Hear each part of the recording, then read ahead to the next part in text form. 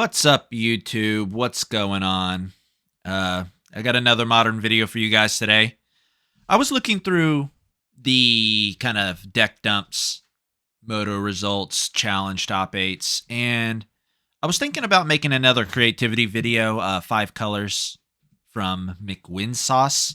I really like his decks usually, and this one was looking extra spicy, but then I clicked on this.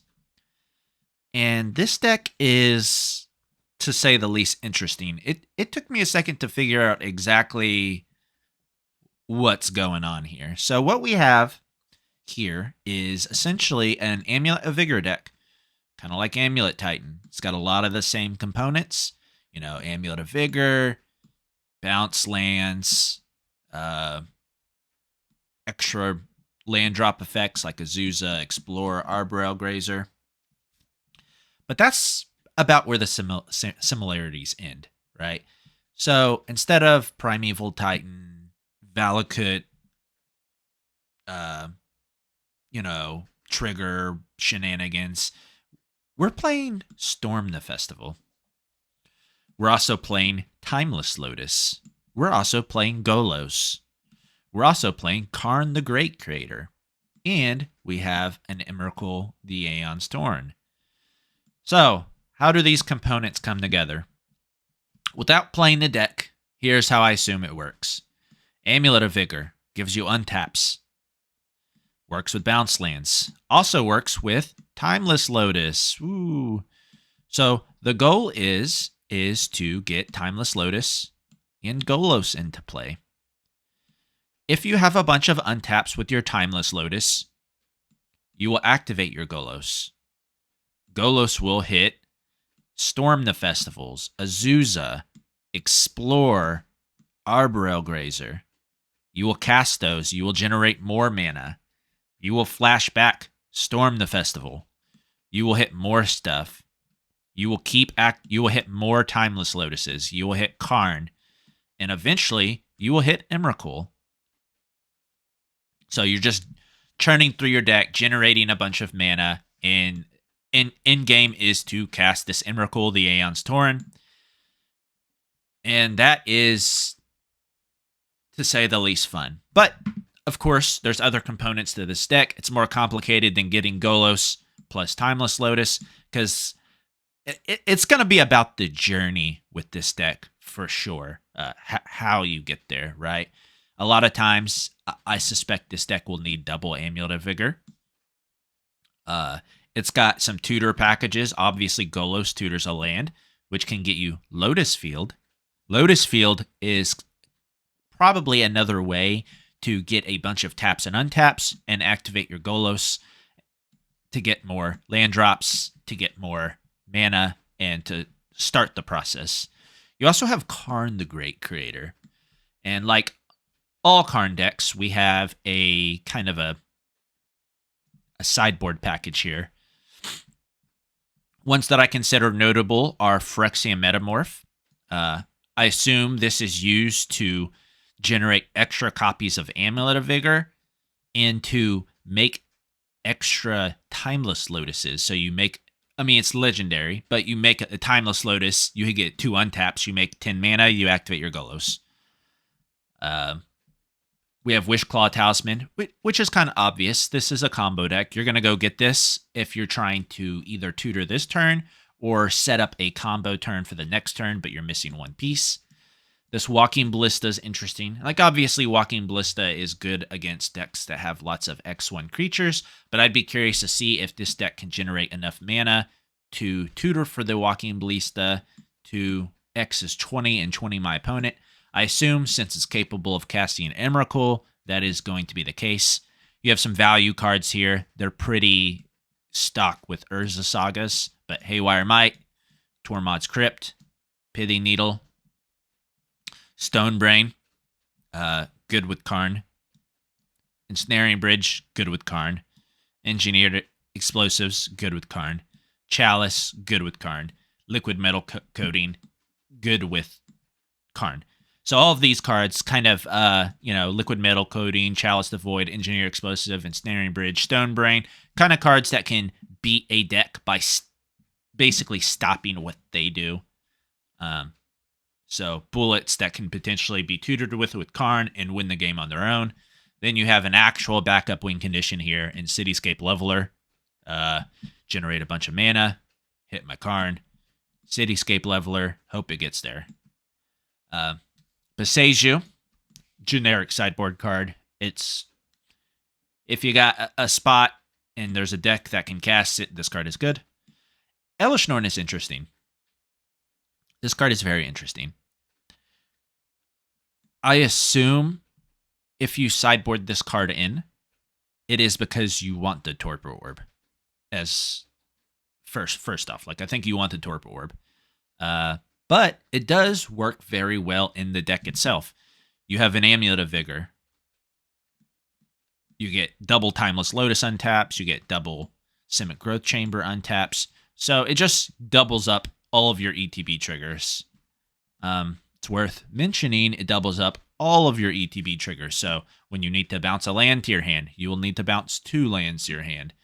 When you need to sacrifice 2 lands to your Lotus Field, you will need to sacrifice 2 lands twice. So that's worth mentioning, but it is definitely an interesting card for this deck.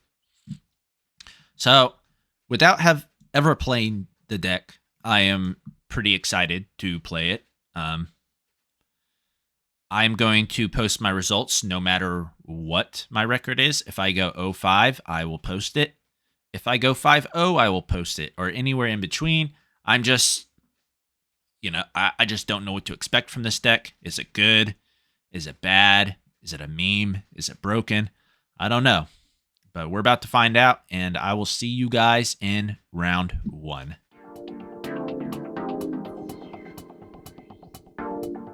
Alright guys, welcome to round 1. Our hand is actual garbage, literally. It does nothing, and it has our 1 of Emrakul, so I'm going to mulligan. What does this hand do?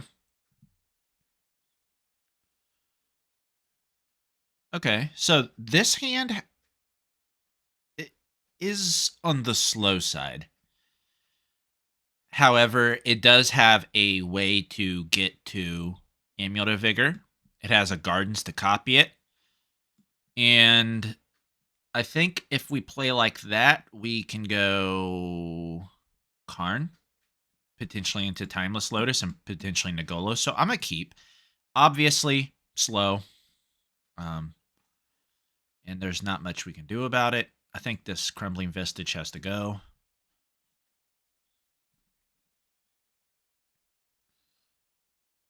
Oh, this is scam, so our opening hand barely matters.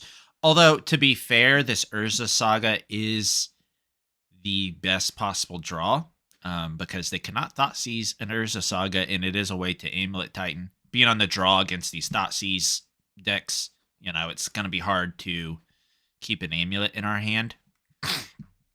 So this is a really easy way to that. It's also worth mentioning that they're a Blood Moon deck, and I am not certain if we can beat a Blood Moon, so I guess we'll find out. I'll look through the deck in the sideboard to see if we have a way. I suspect that we're very cold to it. Right, I'll lead on this. Arboreal Grazer is actually an excellent draw here. It'll really let us power something out. I don't want to see a Doughty Voidwalker, I believe, is what I don't want to see.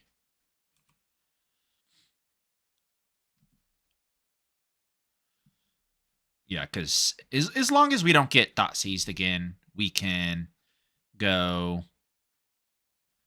Ooh, a Lotus Field is good as well. Okay.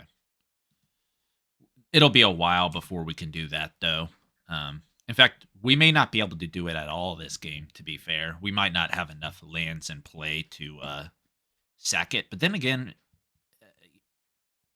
we can just play it as a ritual, right? So it'll be useful. Hopefully. Now, if they have some kind of shatter for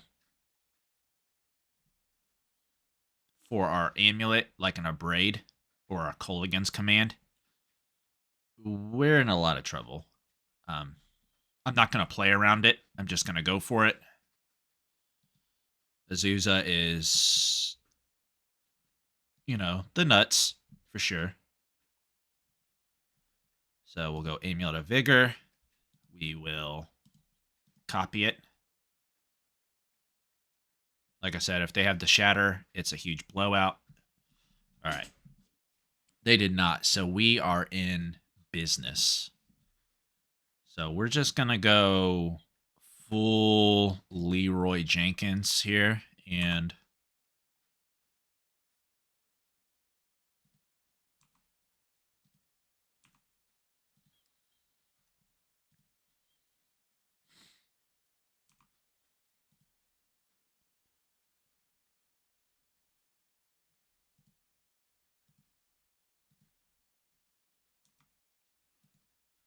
mana,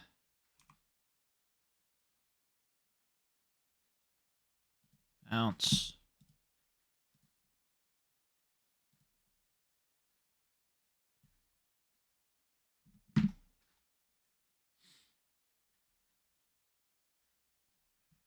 So can this Lotus Field, I wonder if there's something specific I should be doing with this here.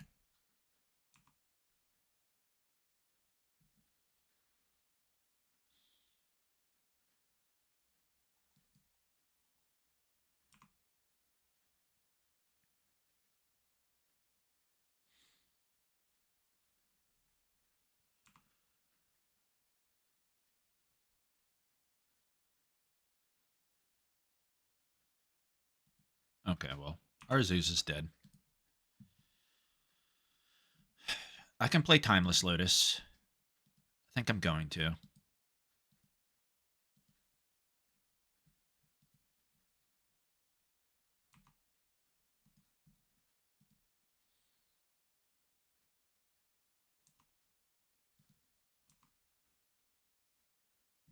Okay. They just didn't want to play. That's fine. Like I said, I didn't even know what we were going to go do with that yet. I had a bunch of mana. I could make a giant Walking Ballista. I can Wishclaw Talisman for my Golos as well. And I could cast Cityscape Leveler. So I had options. It was not good for them. Is Elishnorn good in this matchup? Surely not. Haywire Mite is probably necessary. Boseiju might be necessary as well. What's bad? Kind of the same, like, as Titan, I suppose. Like, Azusa is got to be kind of vulnerable to removal spells. What about Expedition Map? It's kind of a way to get my Boseiju, but I think I'll just sideboard very little. I'll just side that out. It's fine. Just try to keep my important and impactful cards in. There's a world where Emrakul is bad as well, but it's whatever. This hand's got a Boseiju. We die to a Ragavan into a Blood Moon with this hand, unfortunately, and there's very little we can do about that. I don't think we mulligan this just based off that alone. Like, we can't interact with Ragavan anyways, so... if they Blood Moon us, they Blood Moon us. It's whatever.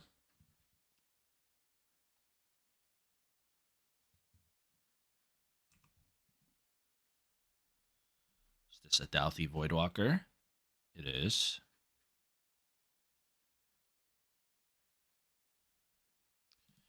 Now, we have a couple options here. We can explore.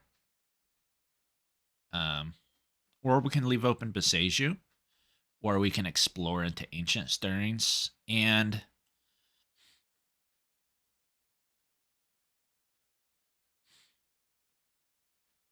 obviously the Ancient Stirrings play is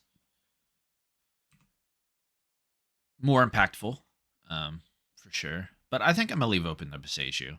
I like the idea of not just instantly dying to a Blood Moon.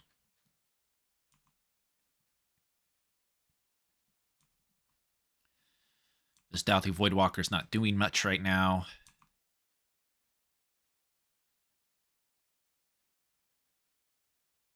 Okay. So we'll see what shenanigans we can get up to. Okay.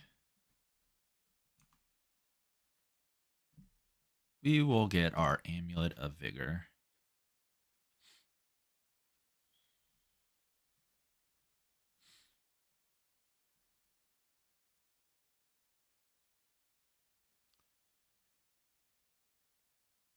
Do we lead on Ancient Stirrings? And I think I will. Perfect. All right, so I think we go nuts. Now. I am curious about how this Lotus Field trigger works. So I get 3, 6, 9 mana. It's not quite enough. So I think what I need to do is I need to play this.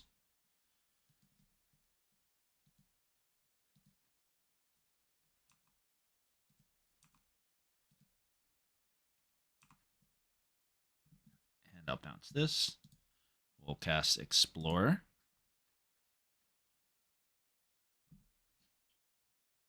Well, we can make a literal hell a ton of mana next turn.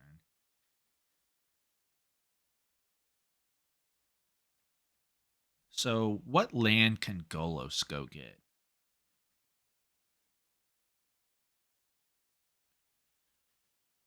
It can go get an extra copy of the Lotus Field. Or I could play Lotus Field right now and get another Lotus Field.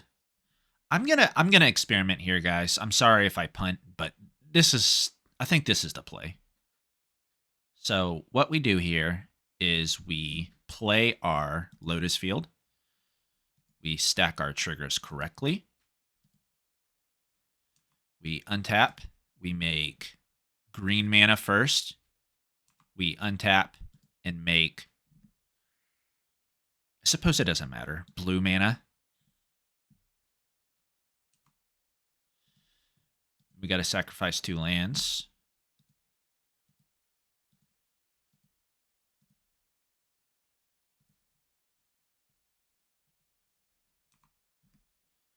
So if we made Golos, we could make that's 5 colors of mana. So yeah, we'll do it. And we're just going to see what happens here. So there is another Lotus Field in the deck, so we can go Lotus Field, stack our triggers correctly. And I just want to see what happens. Like, this is what the deck is trying to do. So, black, untap, red, sacrifice lands. Like, it's definitely very YOLO, for sure. But I don't think there's anything in the sideboard that really matters right now, so we'll do it. Timeless Lotus. This is basically just a guarantee to win, no? Cast. We'll stack our triggers. All right, so we're doing the thing now, for sure. We can generate even more mana. So I think we'll do that.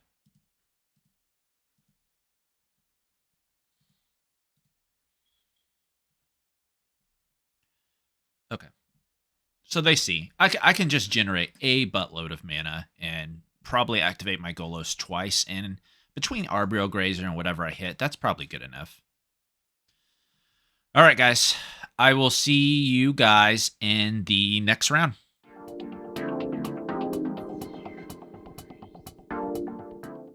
What's up, guys? We are on the draw in round 2.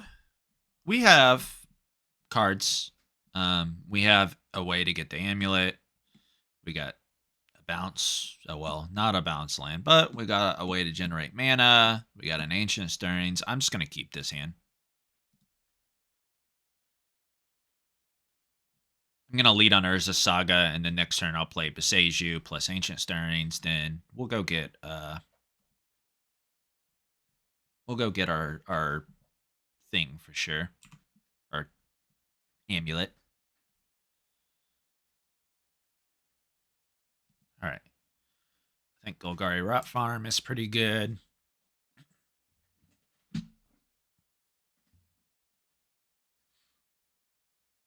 Oh, we're playing against Living End. I don't know if this is a good matchup. Like, they have Force of Negation, right? So could be good. We have Karn for Tormod Crypt, but this draw is going to be too slow for that.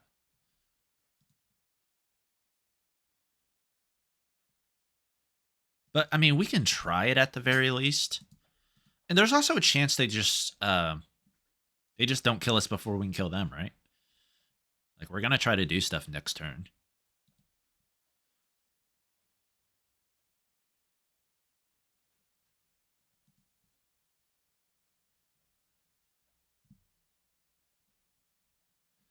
Remember, people used to complain about banning this card, like way back in the day.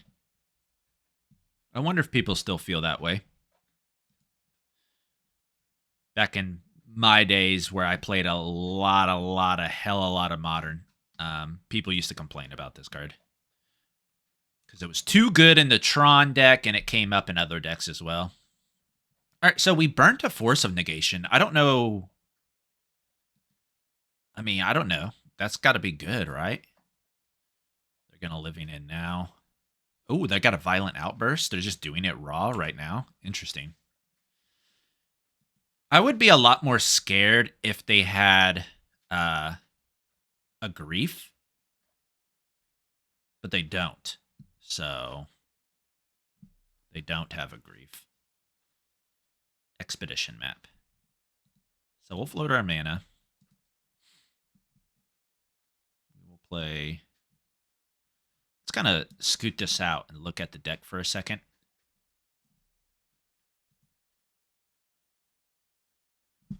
I'm not sure if we have anything that can get us out of this.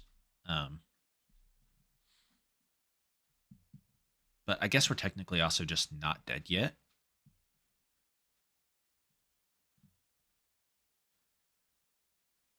We can definitely play Karn, which is probably right to do so. 7, 8, 9, 10, 11, 12, 13, 14, 15, 16. I mean, we can try to go for something next turn. And we can even leave our... Oh, that was a gratuitous mistake. No, I did it right. Okay.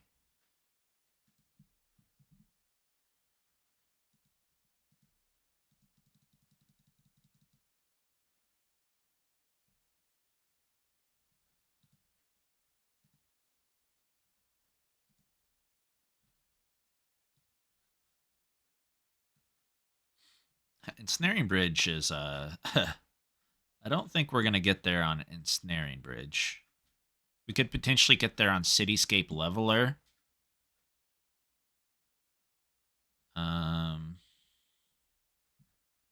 We have a lot of tools for this matchup.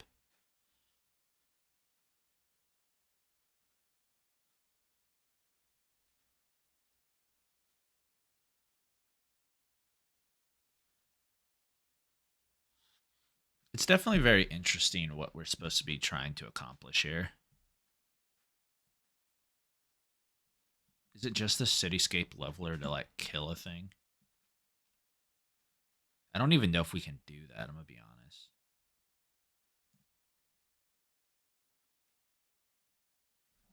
It might be this Wishclaw Talisman, to be honest with you.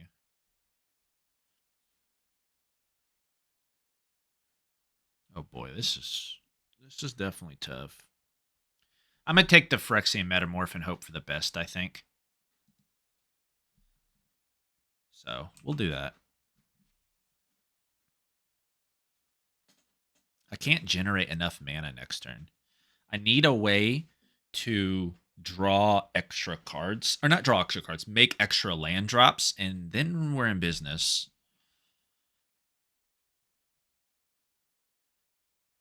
Like, if we draw an Azusa here, I think we go nuts.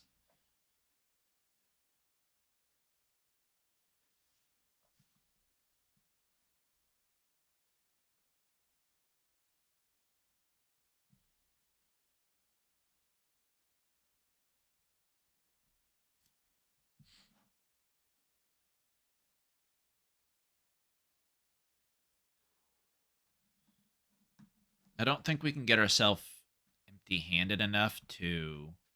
Oh. Oh, that's just to make... Okay, interesting. Does that just decrease the clock or something?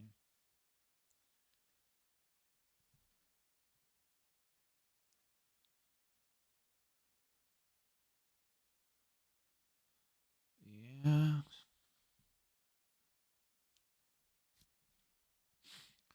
All right, let's just do stuff and see what happens. I think that's probably the best we can do.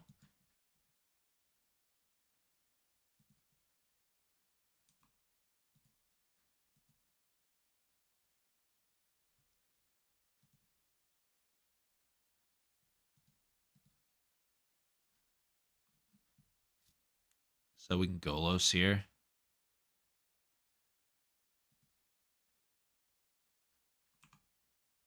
Does that do anything for us? We'll look. We'll look for sure. Okay, it doesn't. We'll just scoop it up. We at the very least know what kind of matchup we're in. That very well, we could have very well won that on the play. I think this is a no sideboard matchup. I think we just run it back, and we're primarily looking for Karn. He can get Tormod's Crypt into Tormod's Crypt, Stone Brain, and Chalice of the Void are both extreme. All those cards are extremely broken, and they will win me the game if I do them. I'm gonna keep. If he's got a Force of Negation, well, you got me. You know, there's nothing I can do about it.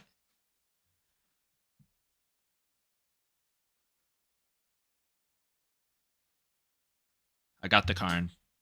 I have an amulet. It's kind of slow. I think it's a turn 3. I can get a Tormod's Crypt into play by turn 3, I believe. 1, 2. Make a copy, and then makes 2, 4. Tormod's Crypt.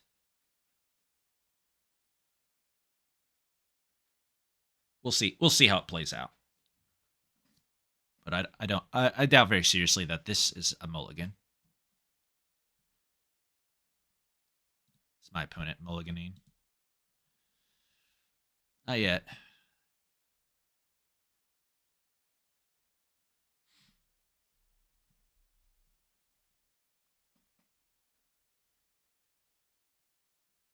Okay, actually they went to 6 and then 5. Imagine they're looking for Force of Negation. Or Force of Vigor, right? They play Force of Vigor.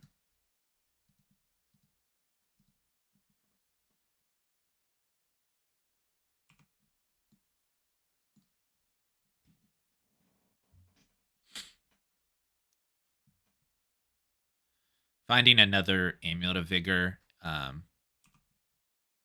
off of this Ancient Stirrings would be pretty broken as well. Okay.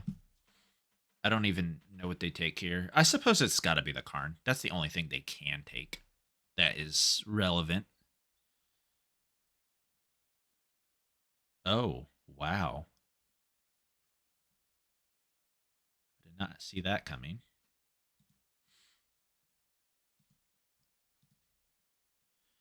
I'll just make a copy of this now, and we go for it next turn.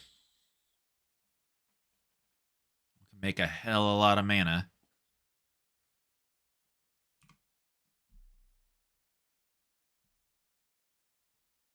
Okay. I imagine they're kind of regretting their decision to take my Ancient Stirrings instead of my payoff. But who knows? Maybe they just seen my hand and they're like, oh, well, he can't cast it, so we'll just take the Stirrings. Hands like this are always really tough for me to evaluate. Like, I have an Ancient Stirrings. Like, this hand is not bad with an Amulet, right?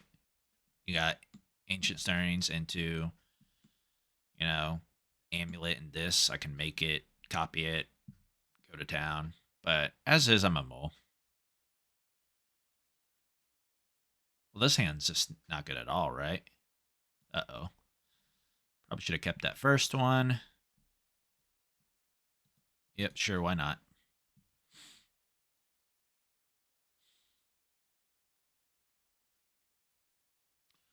I gotta put 2 cards on the bottom. I want to keep 1 Storm the Festivals for sure. And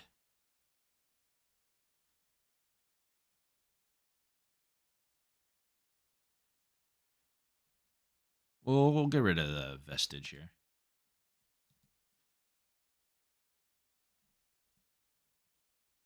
Yep, wish I stuck with my original hand, but I was really trying to go for broke. I wanted a quick Karn or something. Just a quick anything, really.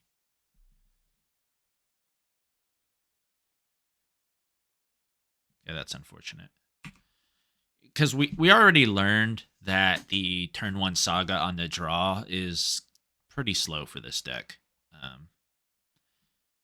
So, yeah, they got triple Street Wraith. Like, they're going to kill us very, very fast if they have a Cycler or a Cascader, which they probably do.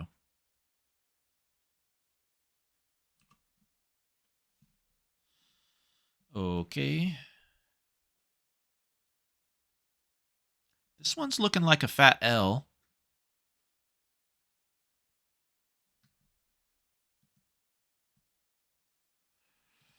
We will Stirrings. We have an Amulet. I like it. I mean, unfortunately, we have to keep it. We can't just afford to... we can't really afford to take the Karn there. Now, here's the real question. Let's do some math here. Just a little bit. If they... well, they don't have red mana. I was about to say, if they instep, bring their thing back, do we die? 3, 6, 9, 10, 11, 12, 13, 14. We do not. So...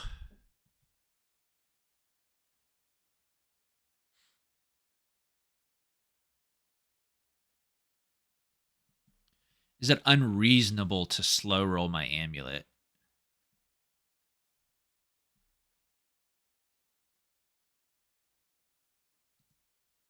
Very well might be.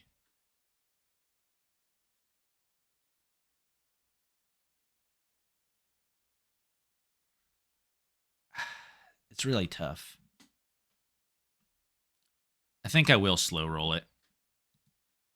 It seems really weird, but if they're not trying to get me this turn, then... like, they probably have a Force of Negation, but, like, what am I supposed to do about it? Yeah. This is what I was worried about, is them bringing back their Foundation Breaker and just absolutely smoking me. At least this way I can do something. It's probably not going to be enough. I would need to draw, like, another Grazer or something.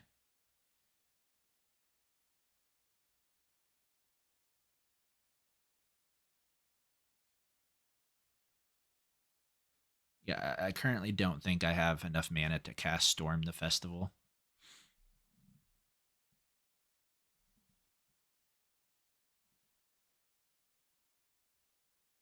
Because I'm going to have to play Amulet of Vigor.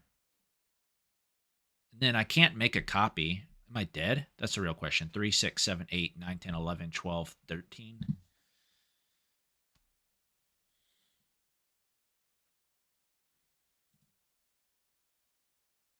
Well, I'll put it on the stack because that's what matters here.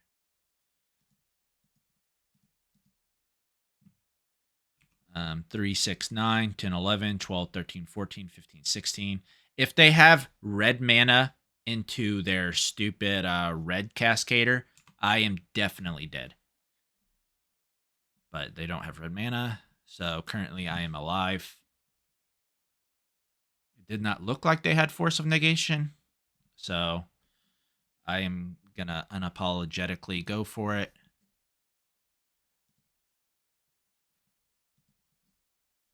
And I am not going to play around all that much.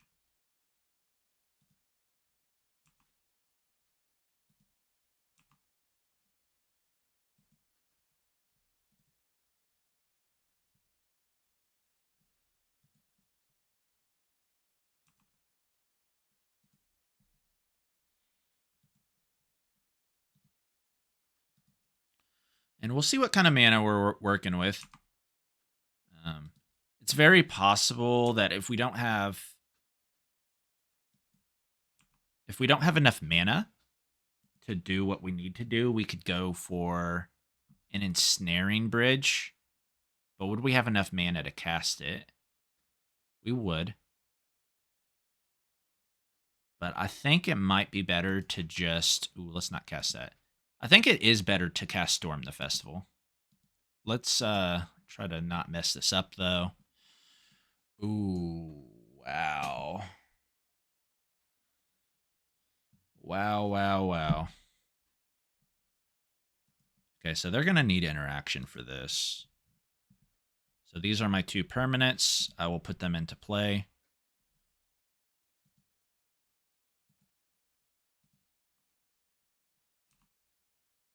Untap. Untap.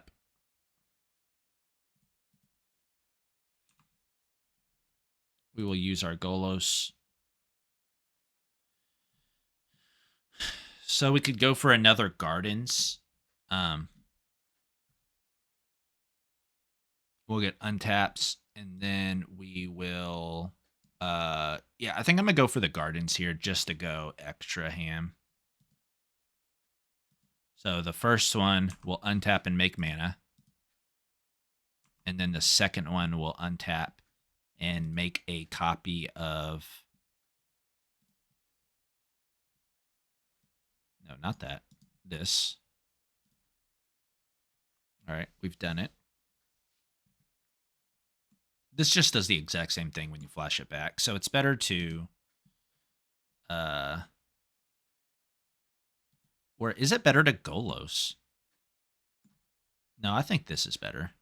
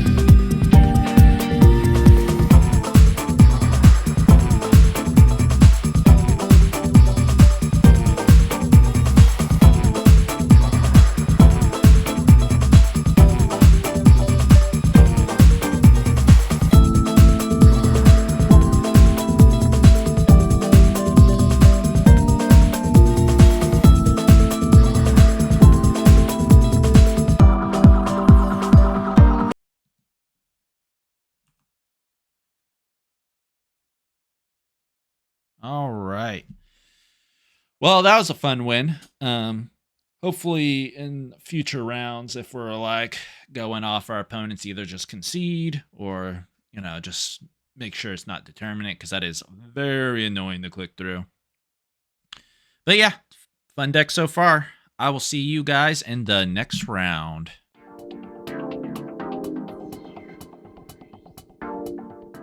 All right, guys. We are 2-0 in round 3. We are on the draw. We have an Amulet of Vigor, a Gardens, and Timeless Lotus, Golos. We're going to keep.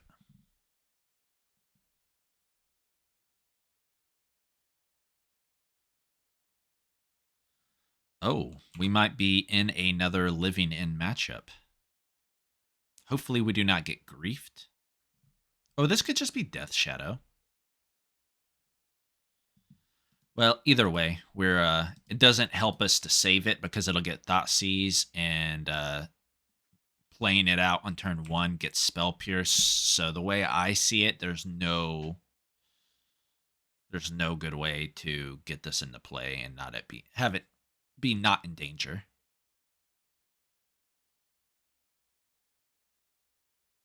Okay, no, it's Living In again. I legitimately thought it was Death Shadow for a second. So I think we're okay with this hand as long as they don't have a grief this turn. Because if we're able to play our Gardens out and copy, I guess it doesn't even matter. Like, we have the Golos. Like, that's going to do a lot for us. But if we get to keep the Timeless Lotus, oh, we're going to town. If we draw a Karn, even better.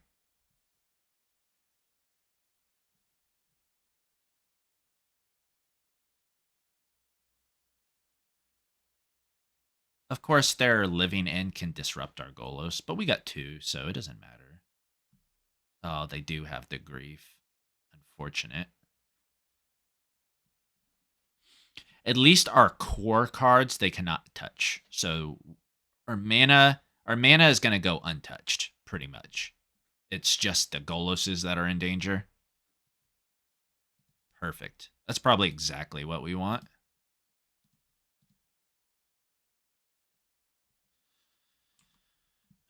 I will pass a turn.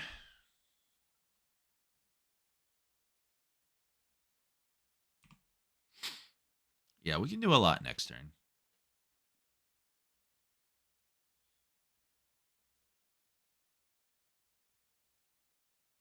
If they grief us, I guess it's actually not that bad in this spot because no matter what they take, like we're gonna get the storm no matter what. Oh, they didn't want to take the Golos because when they do their thing, it just brings the Golos back. That makes a lot of sense. I'm kind of stupid. So I don't know if these matter at all. I don't think white or red mana matter particularly all that much. I guess since we have a Golos, we can kind of float it. So I'll do that.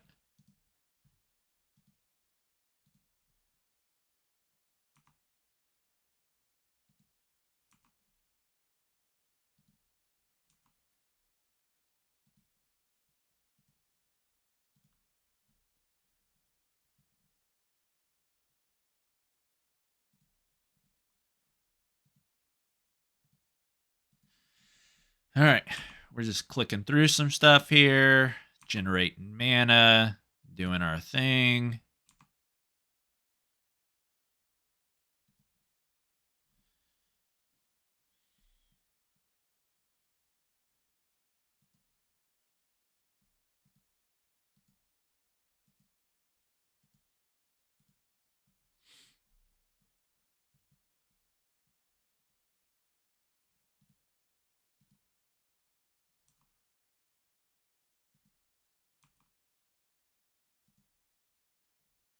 Okay. Is it Golos time or is it Storm the Festival? I think Storm the Festival is technically better here because it can find more amulets. And I like the idea of that.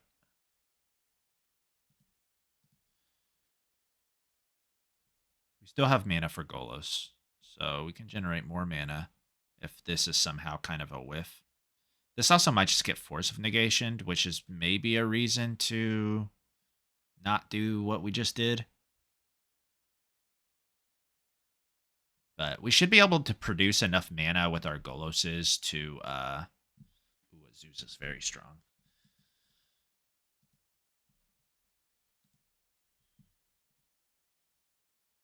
Oh no. I misclicked. The the absolute pain that I just inflicted upon myself. Oh no, it was so good too. You have to click OK and I clicked no. Oh. My pain. It's infinite. I don't know if it's right to get this Lotus Field here. I'm just super tilted now.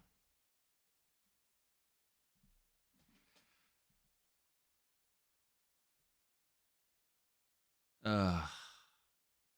That was so bad. That was just like throwing 6 mana in the trash can.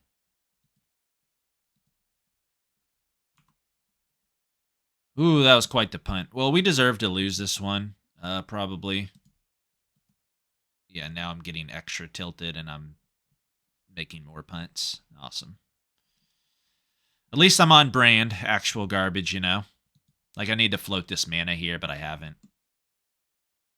Especially when this costs 7, 8, 9 mana. Oh, they gave me an opportunity. Perfect.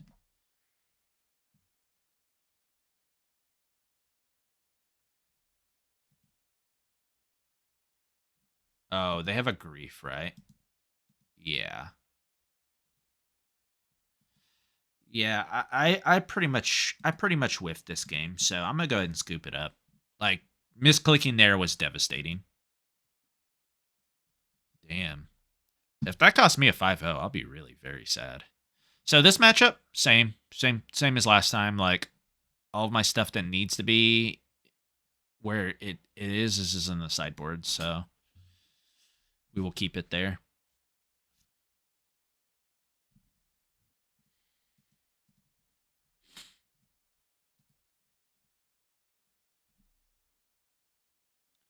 Big sad YouTube, big sad.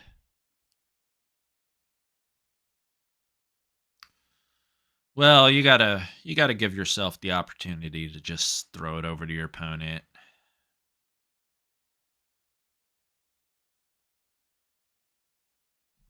Yeah, I don't know why it's formatted like that.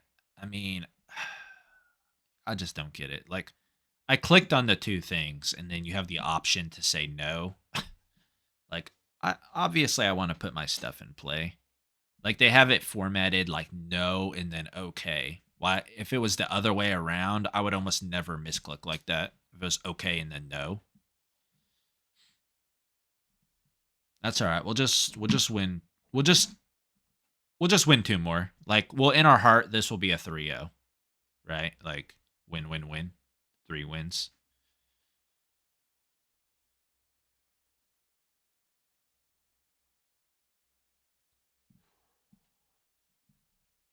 Kind of looks like our opponent is struggling to sideboard here.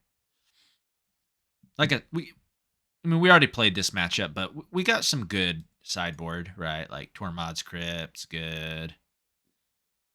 Chalice is good. Ensnaring Bridge is going to be good. If I can get Hellbent, which is actually seems kind of hard to do in this deck. Stonebrain is good. Yeah, you know, this Living In deck did really good in the challenges over the weekend. So I guess that's why a lot of people are on it right now. Like, I have no shame when I play in competitive tournaments um, at all. Like, I'll play whatever, you know? But Living In is just not my style. So I don't think I would have much fun playing it at, you know, through a Moto League, personally. What does this hand do?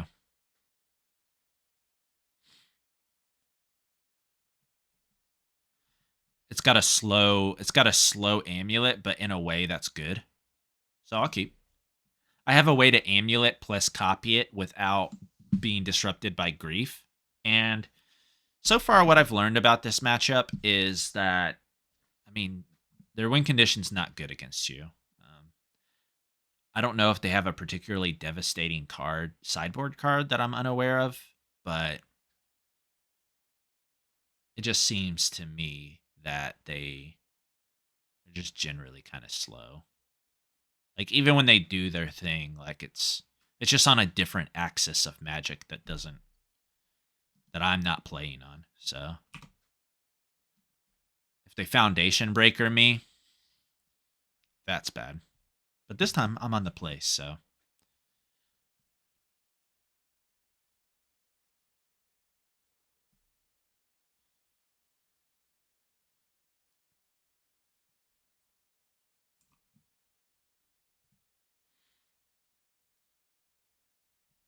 Who I drew one. I'm literally an animal.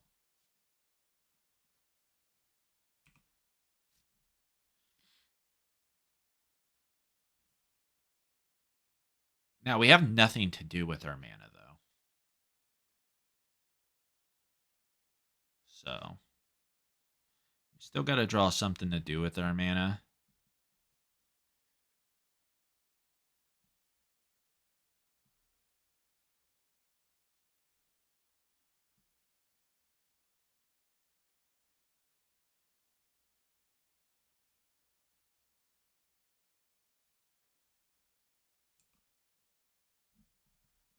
I'll take a Karn.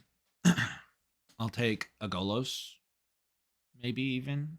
I don't even know if that's the best. Karn is just still the best. Storm the Festival. That's probably the actual best, to be honest.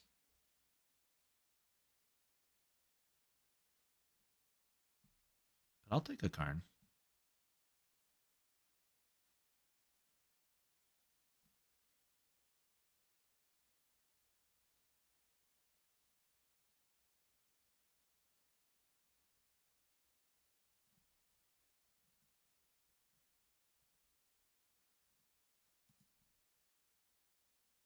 That seems like super petty to me. But okay. It's just cycling street race and his upkeep.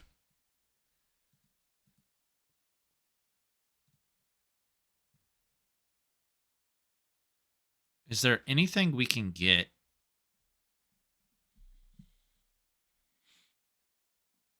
Is there anything we can get here that's not just Amulet of Vigor? I could say we could go get this expedition map, and that'll somehow. This deck needs a Bajuku Bog desperately, I think. Not desperately, but it seems pretty good in this matchup. Because we could get Urza Saga, but I just don't think that's going to get there. Yeah, it's just got to be the Vigor.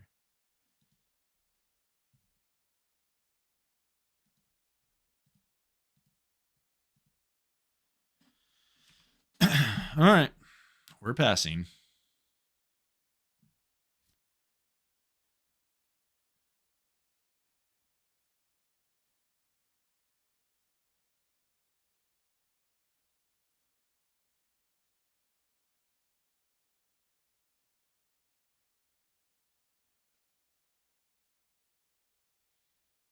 Just want to pay off, my man.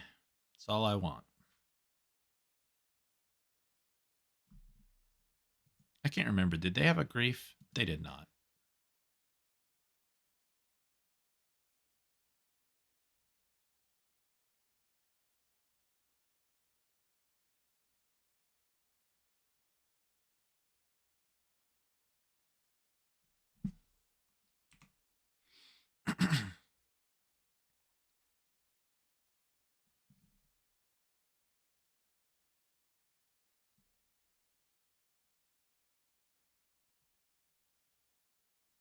Okay.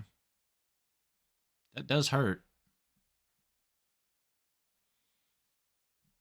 I don't know why he wouldn't just wait for this Mycosynth, but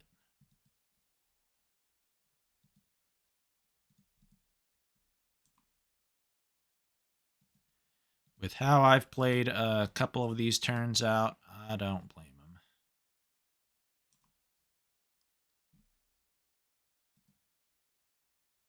All right, opponent. I have 0 lands in play. Your move.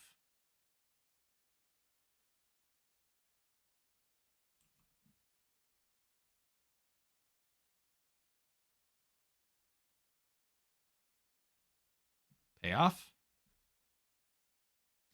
It could be a payoff.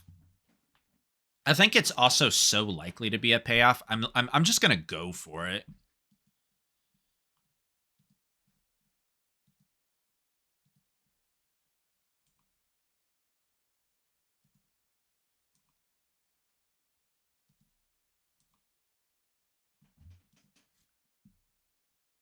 I can also lead on it too.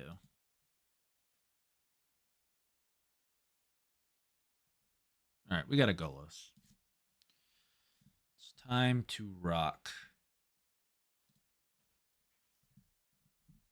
All right. It's Grazer time.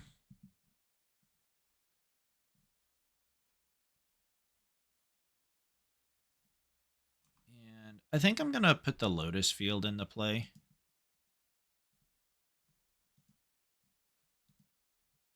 Just make a bunch of mana. Make green. We'll untap. We'll make white. Okay. Sacrifice 2 lands. That's fine.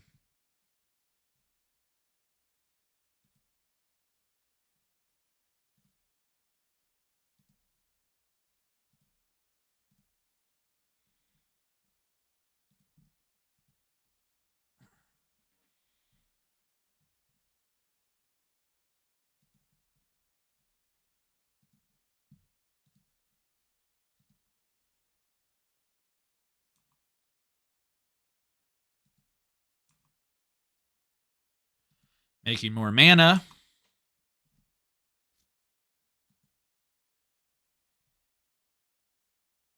And we will make even more mana.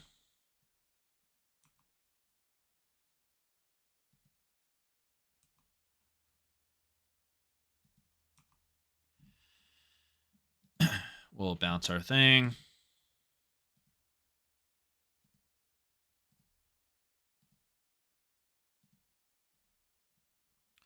We'll make even more mana. I'm basically just going to make as much mana as possible here. Oh, surprising.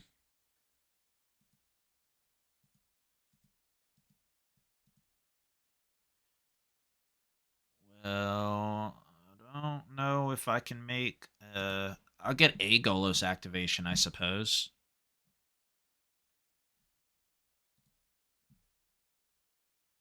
Yes, I would like to use the ability. I would like to get my Lotus Field. We will stack our triggers correctly. So what kind of mana do we need here? We need to untap and make green mana. And we need to untap and make black mana. Okay. And we will sacrifice our lands.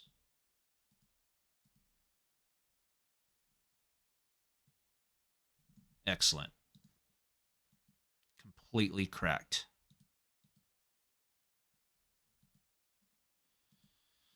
This is likely a win, in my opinion.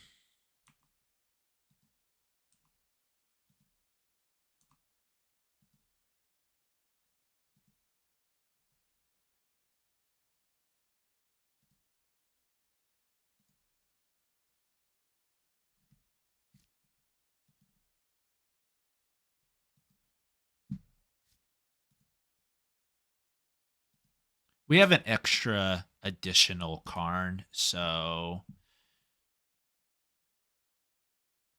Ooh, we can go get our Timeless Lotus. Just get another Timeless Lotus. That's kind of cool. Do we just want to get Timeless Lotus? Like, we can make a hell of a lot of a mana, or we can get a hate piece here. I want to say it's correct to go get the... Maybe the Metamorph. Yeah, let's get the Metamorph. Let's pay 2 life, and we got pretty much even of all mana, so I'll just use some of the colors that I don't need. I can play another Karn, and I'll keep this one. Yes, I would like to use Karn's ability. Well, why is it not giving me the option? There it is. I'll get this.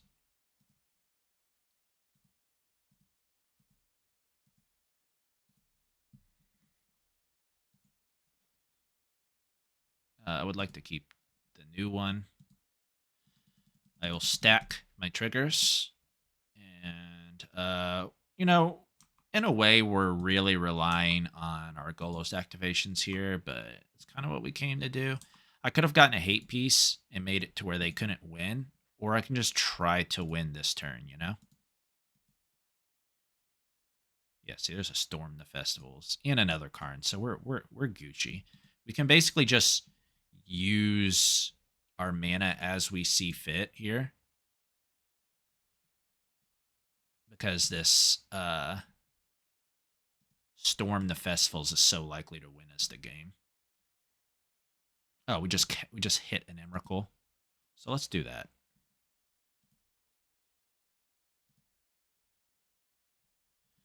We will also cast our new Karn. We'll keep it. We will tutor for... Okay. Yeah, I was about to say, I'm just going to check every box. Like, I'm just going to tutor for Tormod's Crypt, lock it up completely, cast my Azusa, and get whatever I can and play. Like, cast all my Storms, put basic lands into play for all I care, and then just pass the turn. Although the Emrakul is a lock. But you never know. You never know if they have something weird, right? So, they're just kind of going through the motions there. So, do we want to sideboard anything now?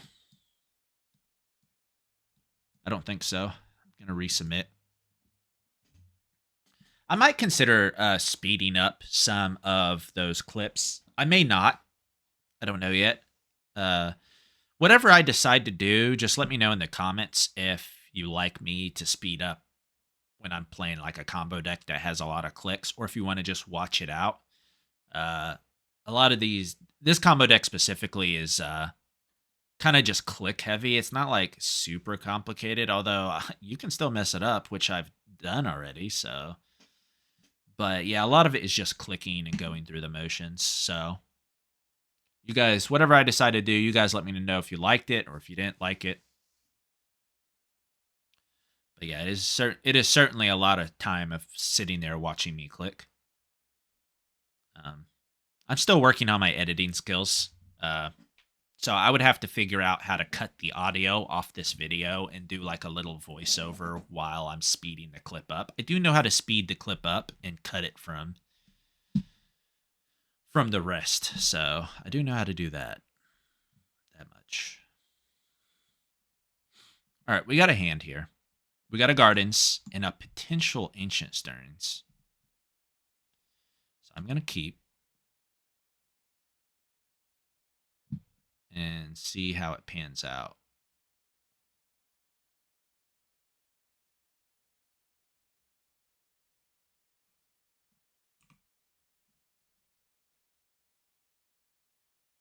Okay, we have a Karn.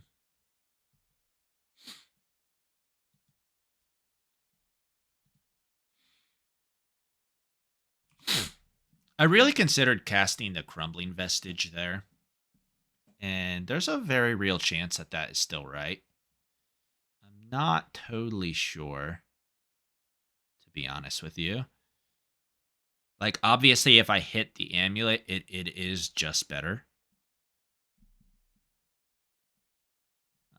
Another question I have is do I might need to do it next turn. I was about to say I could cast Gardens, but I think I need to hit a bounce land for this Azusa. Obviously, we have the Karn. The Karn is insane. So maybe I should have led on Stirrings. I don't know. There's a Forest. Okay. I think I'm just going to play that. I will Stirrings. I have a bounce land. I will keep it. Any order.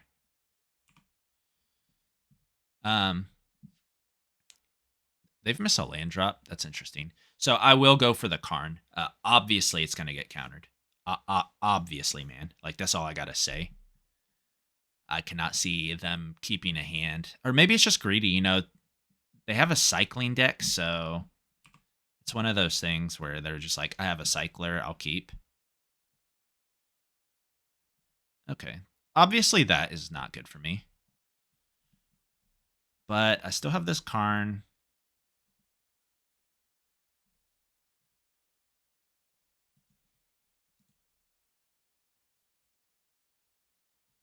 Amulet of Vigor. Okay. So, I'm going to play Boseiju, I think. I can play the Gardens.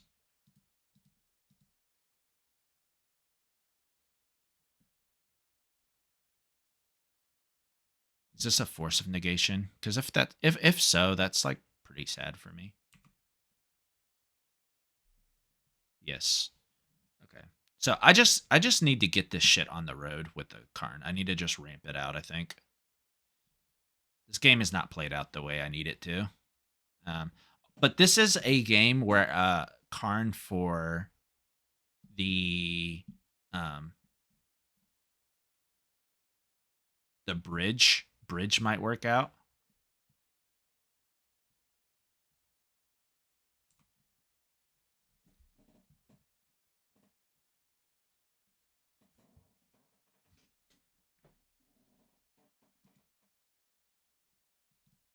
See, and here's the problem.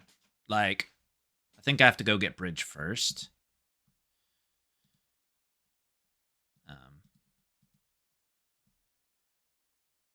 I mean, if they don't go for it this turn, more power to them, but the chances are they're going for it.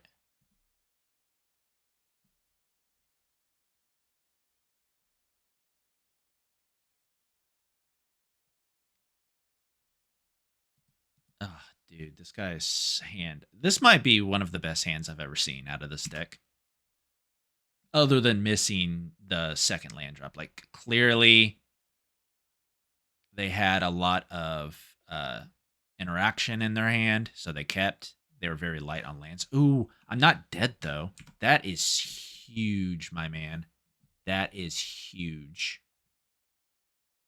Not being dead here is huge. Oh, well, I lose my thing, though, so it doesn't really matter. But they're just on nothing? Is their if their last card's a Cascade card, I'm really sad. But like if they're trying to top deck to a Cascade spell, like I might just cast a Storm the Festival's normal, which could hit me a Karn. They got to get Karn here. That's not a question.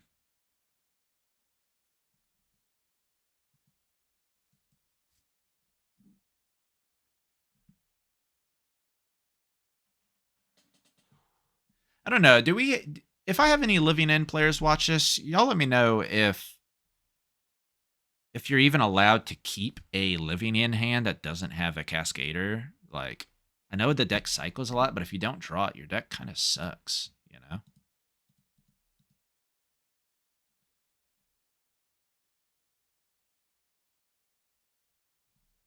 What are you considering?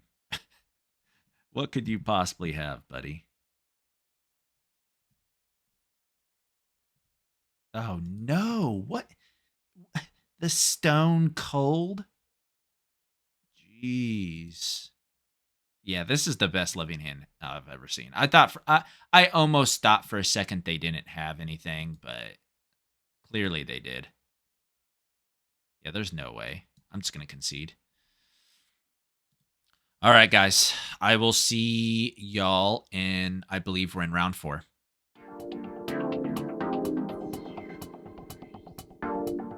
Guys, we are in round 4. We are 2-1. And I have a hand here that's pretty interesting. I have Amulet Gardens plus double Saga. So I think I'm going to keep hesitantly. Something that I think I've learned from this deck so far is that if you don't have a payoff, your hand might not be good, but at the same time, not having a hand with the amulet, but with a bunch of payoffs can be kind of bad. So I think I'd rather have a way to stick amulets into play rather than just try to draw into something, right? Like we got a bunch of ancient stirrings. Those can hit whatever we want. Our amulet may be getting thought seized though, but that's okay. We got the Saga.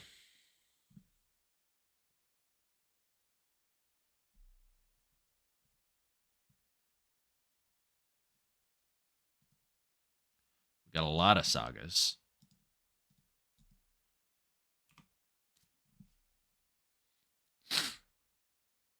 All right. This might be just a race to a payoff, essentially. Like if they can assemble their combo before I can get something going, I lose. But I don't think they have good interaction for me. And if I get something going, they die.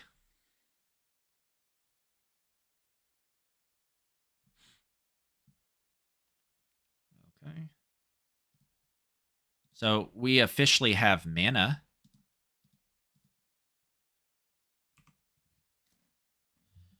Maybe I should be trying to make constructs here. I'm not going to lie.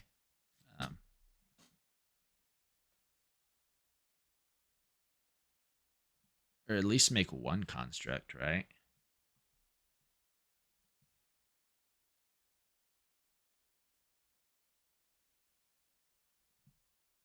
Yeah, my next Saga should that's probably what it should try to do, is make a blocker, right?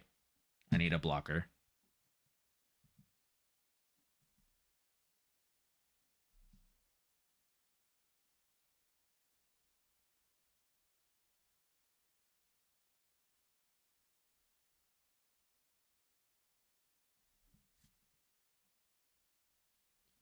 I think Golos is the best draw, and it's probably not even close. Although, I'll take a Karn.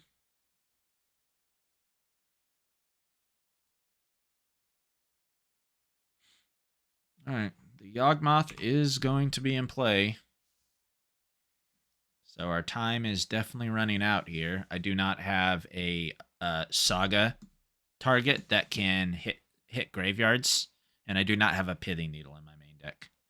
Oh, interesting. He's just trying to aggro me out?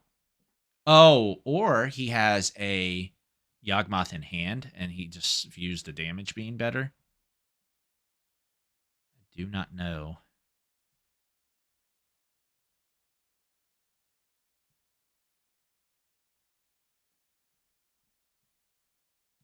Karn. Karn is perfect.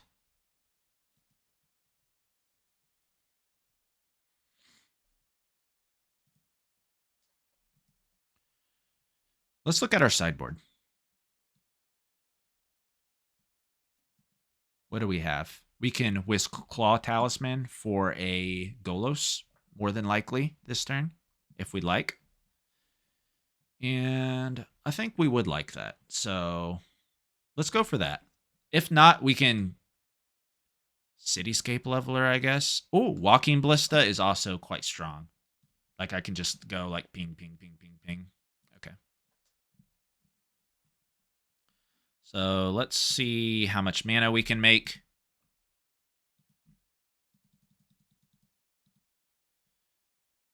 So, well, we can't make black mana though. So the Wishclaw Talisman is not a thing.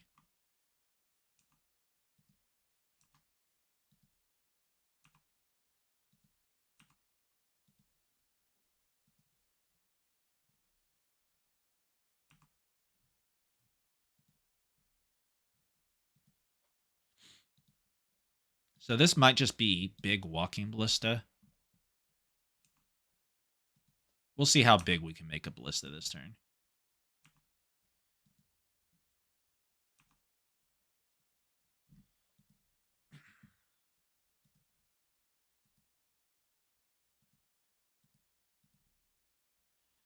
So we could make a 7-power Ballista. So 1, 2, 3, 4, 5, 6, and then we'd have a 1/1 left over. Alternatively, we can get a Cityscape Leveler.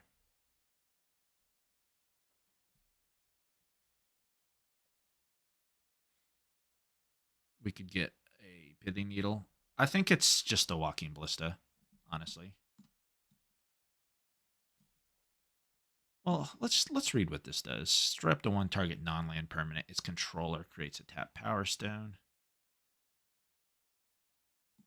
So we can kill this Strangleroot Geist if we want. But we have access to that play next turn. Well, we have 6 mana next turn. So we don't have access to this play next turn, but we can make a 3/3 Ballista.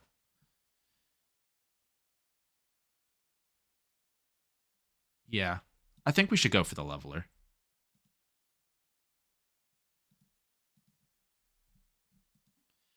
And we get to remove something next turn as well. If they cast, I don't know, Grist, that's the worst case for us.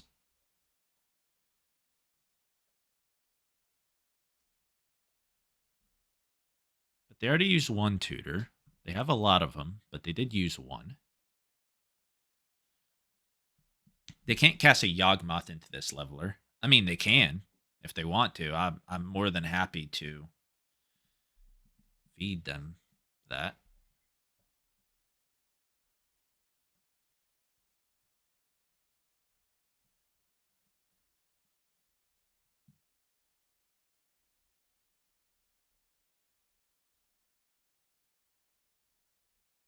Let's see what happens.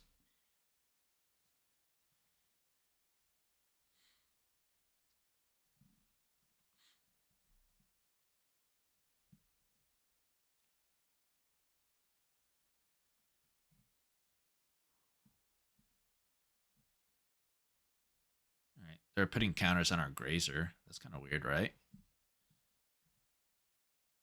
We got another Karn.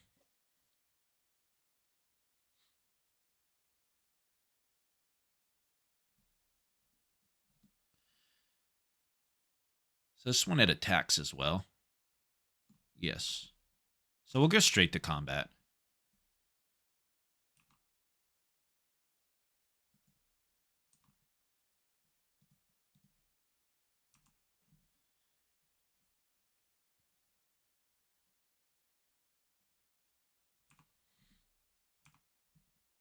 Okay.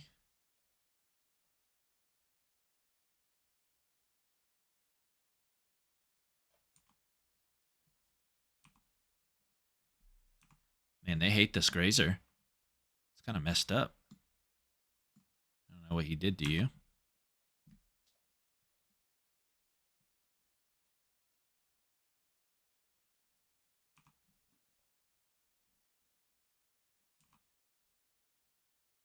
So we can make a 3/3 Ballista if we wanted to.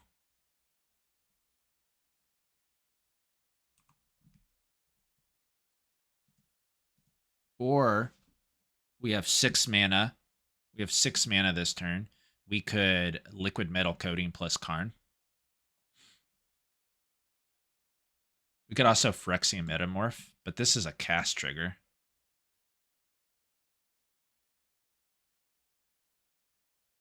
I think that's worth it. We could still do that next turn, though. I think getting rid of there's a lot of value in getting rid of the Geist. So I'm going to do that.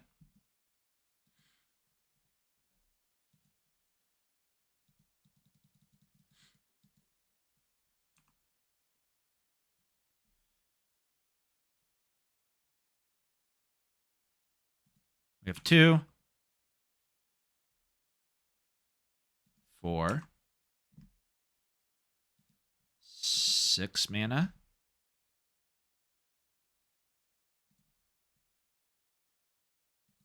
We will bounce this. We will cast our Liquimetal Coating. We will cast a new Karn. And we will keep our new Karn. We will turn that into an artifact.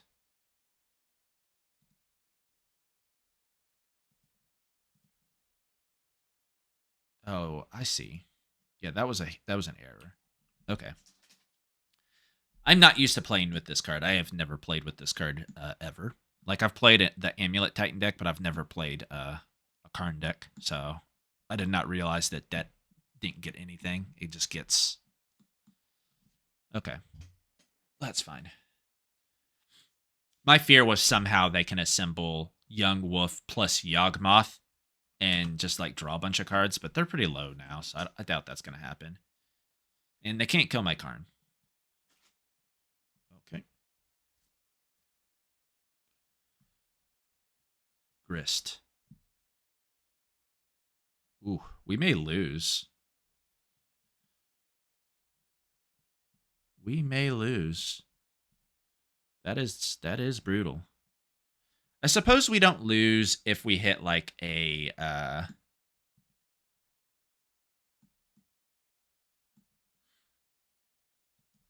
suppose we don't lose if we hit like an Azusa or something.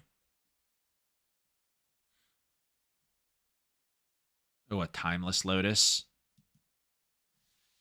Okay, so that's just game, right? Yeah.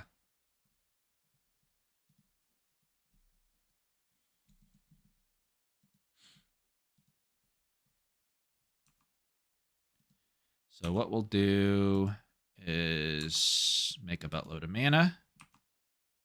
Pick this up. Cast this.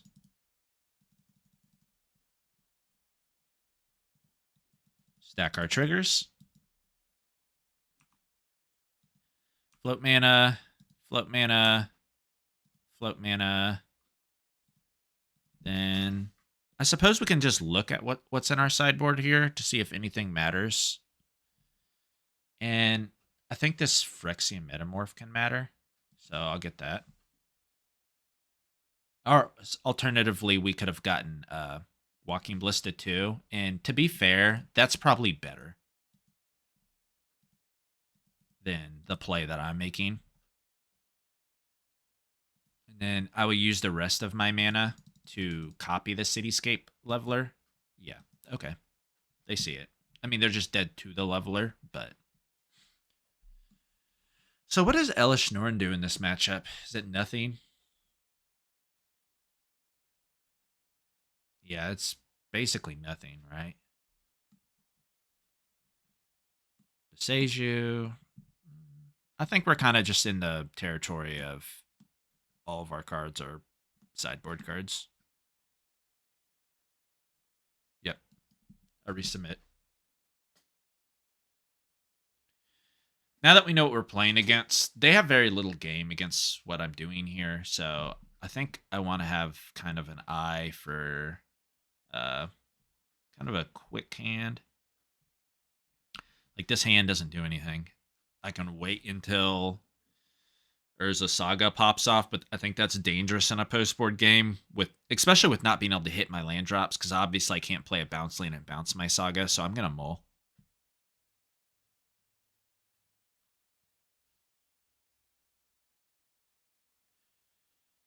What do I think about this hand? It might unironically be a kind of a quick natural Golos, but is that what we want?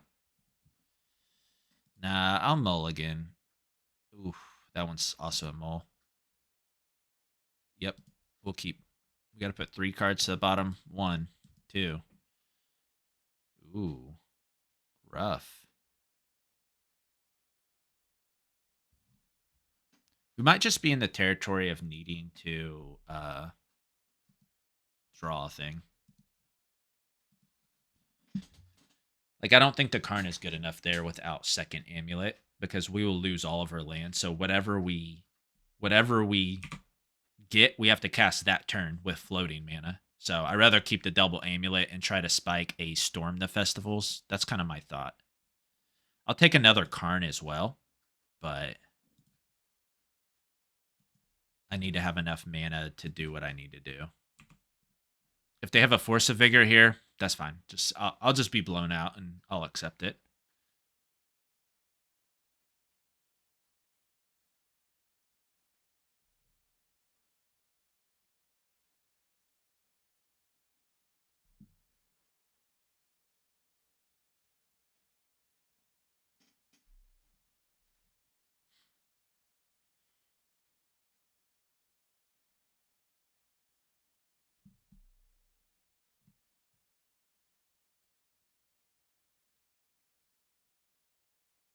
So we're going to have a whole bunch of mana.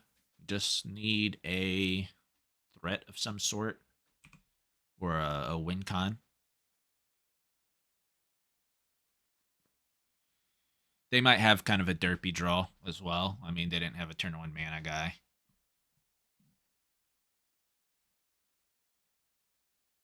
I'll take a Gardens here. Ancient Stirrings. Okay, so I'm just going to play out my Amulet of Vigor. Obviously, I don't have green mana this turn. So I will just produce a crap ton of mana next turn. And I will just go for an Ancient Stirrings and try to pop off. I'll just make a bunch of green mana. I guess it doesn't matter. I can only hit Golos. So I should probably make a bunch of different colors of mana.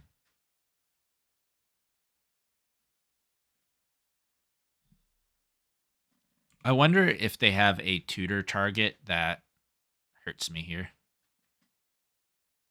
You would think they do. I mean, Eldritch Evolution, Chord of Calling. You would think they have something, like a Rex Sage, maybe. Oh, a Magus of the Moon? Ha! Nice, bro. Nice. That's broken. All right, so we'll have to look and see if we have an answer to that, but I'm fairly certain we don't.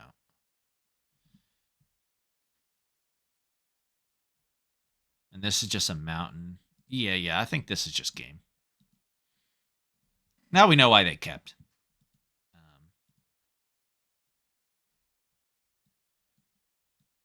Like, do we have anything for that? We don't. We have Haywire Mite. Yeah, we'll just resubmit. I think this deck probably needs an answer to Magus of the Moon, because we are completely cold to it. And if they have another Magus draw, then we will just move on. This hand's a keep.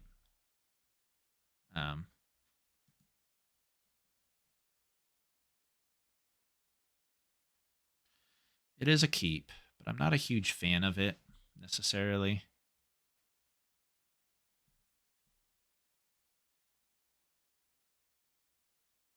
What do I want to bottom? Is it Selesnya Sanctuary? I think it might be. Yep.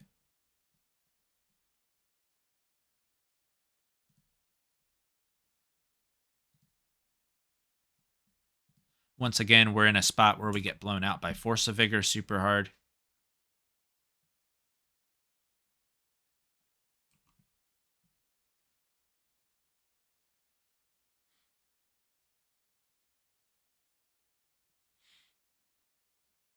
If I draw a bounce land here, I will play Arboreal. Well, I guess I don't have to play Arboreal Grazer. I can just play the bounce land. No, I have to play Forest Arboreal Grazer. Okay, that's fair.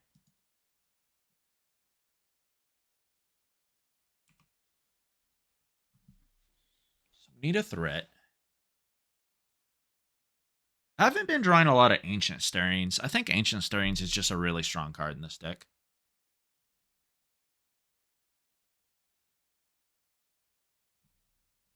Okay. That doesn't really matter. We have plenty of mana. Obviously, it's harder to Golos now, but Golos basically does what he needs to do on his own.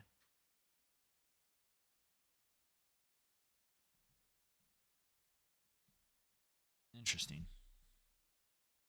I could have cited in the Pithing Needle for the Saga, but I don't even think that's very good.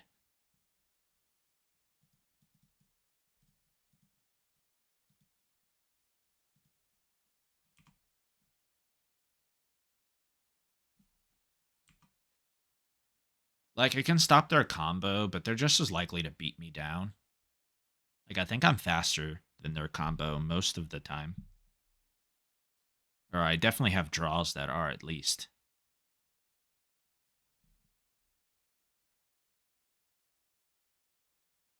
What do they got? Yawgmoth? Okay. Well, it's getting to be where I need to draw something. Storm the Festivals, I think, is best possible. So let's go ahead and draw that.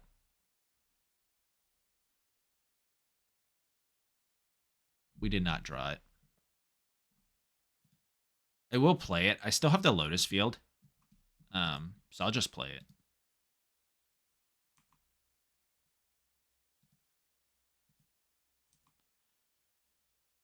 I certainly wish they have left me with the Saga, because I could have made a Saga token. Wouldn't have been very big, but I would have had it.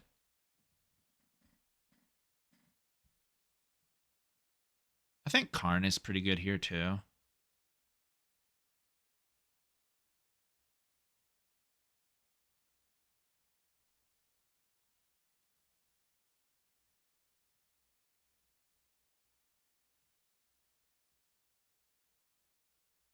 Oh.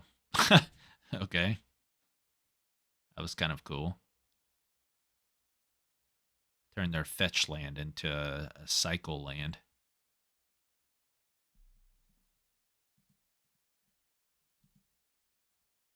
Well, I walked into that one.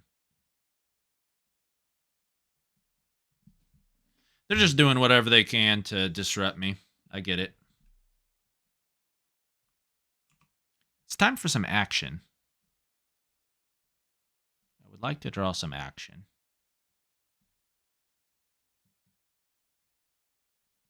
Explore. Okay. We'll see what an Explorer draws. A Boseiju, huh? I'm actually just going to play the Boseiju. I think that's okay. I wonder if they'll sacrifice their mana guys here. Like, they don't have to do it now, obviously. They can do it on their turn.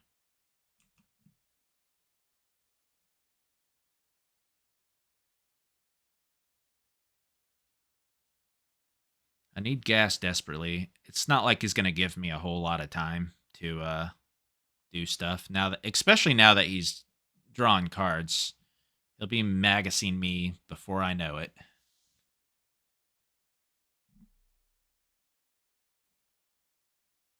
Yep. If he's got a tutor here, I die. I think he can even do it. He can Court of Calling for 2. So he's got, if he can find Court in the like top 13 cards, he does it. He wins.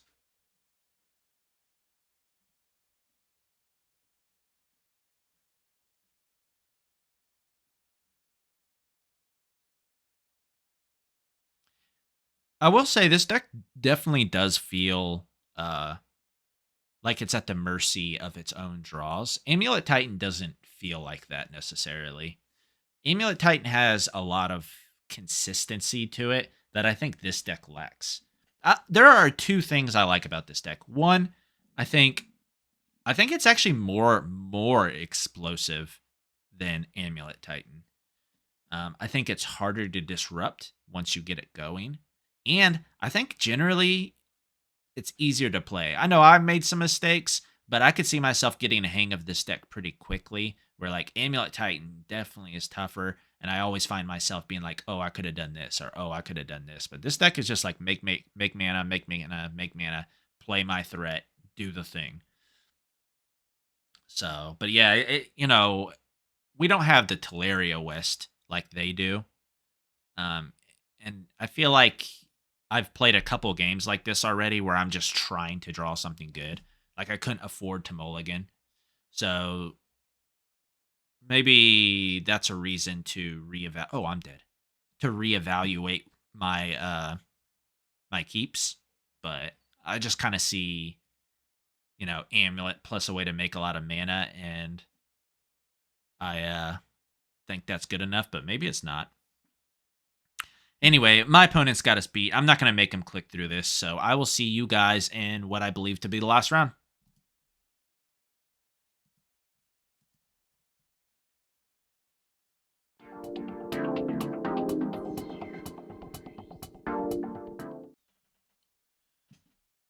All right, guys, welcome to the last round. We are playing to break even. We're on the draw. I think we've been kind of unlucky, no, on our league. I can't remember if I've been on the play more or on the draw. I feel like I've been on the draw more.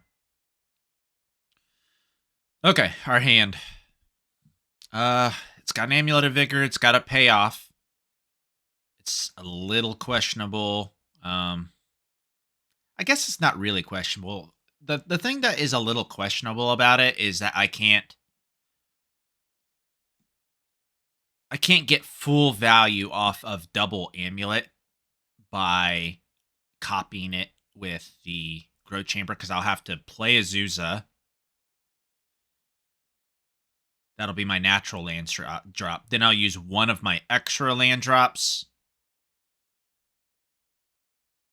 to play it again. Then I can copy it, and then I can play another one, and I'll make 2, 4, 5 mana. And that's not quite enough to do anything with. But I think I'm going to keep it anyways. You never know. I have draw steps. Oh, forgetting Thoughtseize, though. Oh. Have mercy on me.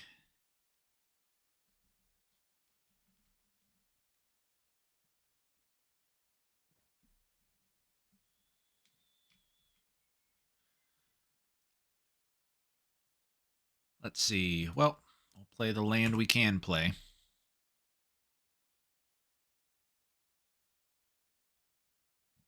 What kind of deck has a Duress in it?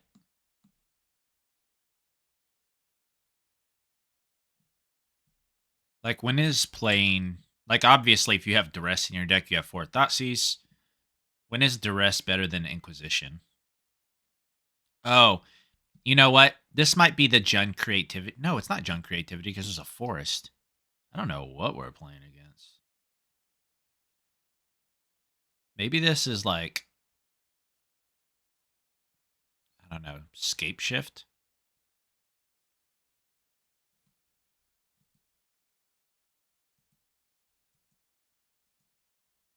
I don't know.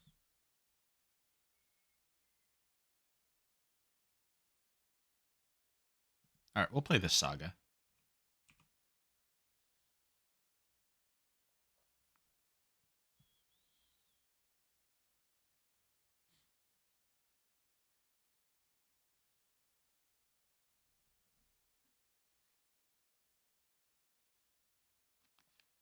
Okay, our opponent is continuing to tear our hand apart. Luckily, it's like kind of good against that kind of stuff now that we don't have an amulet.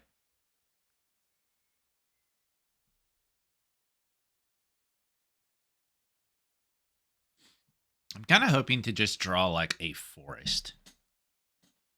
I wouldn't mind drawing like a forest.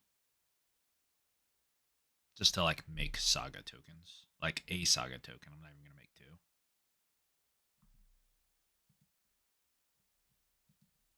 Oh, okay. They revealed Seasoned Pyromancer. Okay.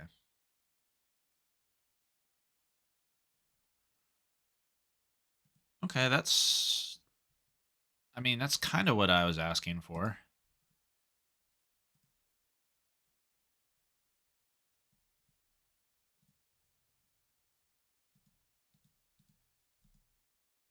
I'll just make a guy now.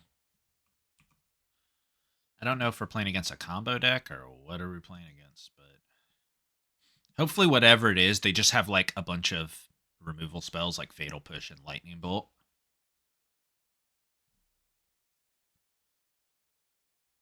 Like, obviously that's pretty good against our Azusa, but whatever. We're going to get to see more of their deck. Just classic Jund with Abundant Harvest. It's kind of what it feels like. Just Boomer Jund with Abundant Harvest. Okay. That's what I assume, at least.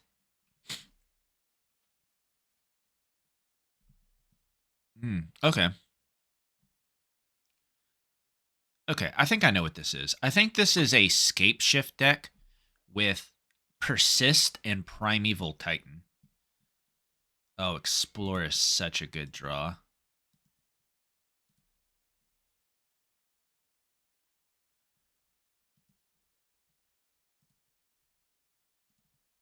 Go ahead and copy this.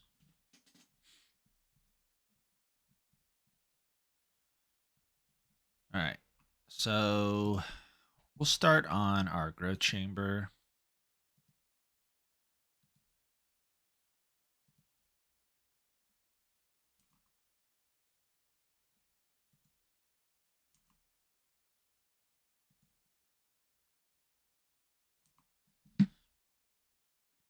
Now that I'm getting used to this deck, I kind of know that I need to lead on Explore because Arboreal Grazer is just a ritual. Ooh.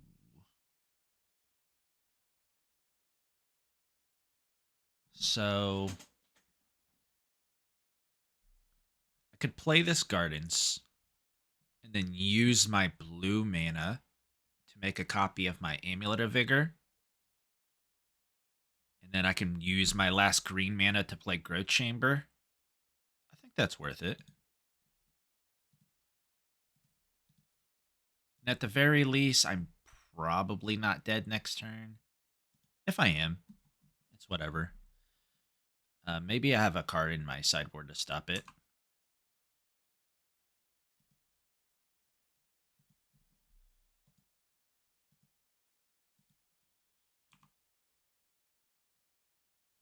So this is 6 mana. And then I'll get 2 additional land drops.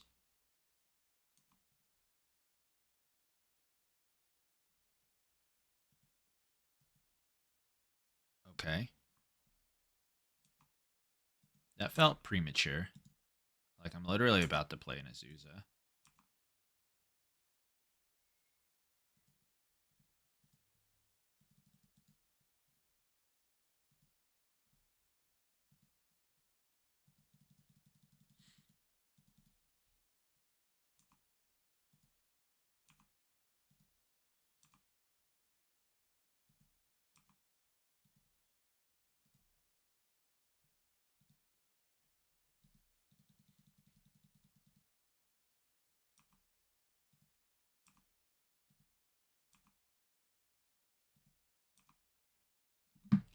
Unfortunately, I'm not 100% sure this Karn is actually going to be good.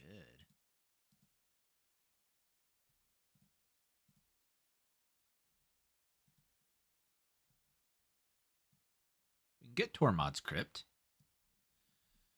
We can get Cityscape Leveler. We could get Stone Brain, but we're not exactly sure what we're up against here.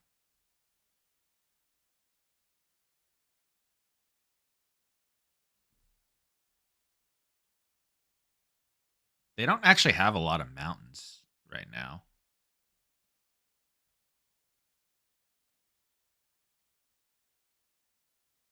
I could have picked up Crumbling Vestige once and made black for Wishclaw Talisman, but I can do that next turn. I could make a giant Walking Ballista. I think it's going to just be this Cityscape Leveler.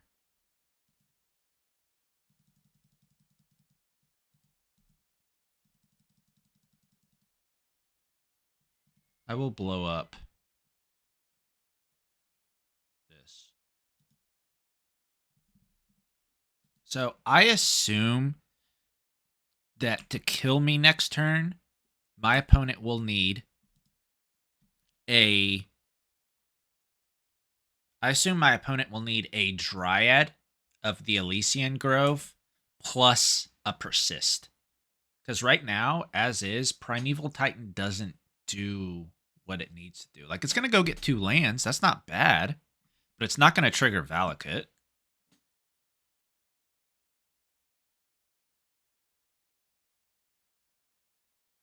And I can Wishclaw Talisman and go nuts next turn. I mean, I'm going to start blowing up.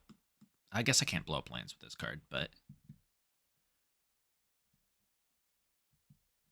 Golos. So it's just over. So let's go nuts.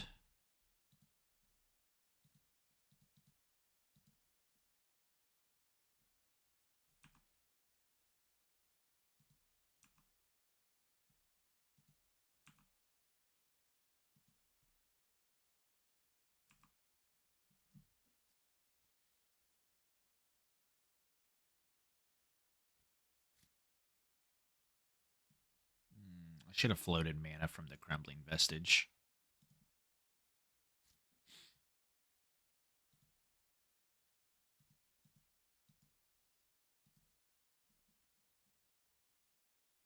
Well, I think I may have really, really whiffed this turn. I think it's going to be all right, though. I still have the Karn activation. So we will get Lotus Field.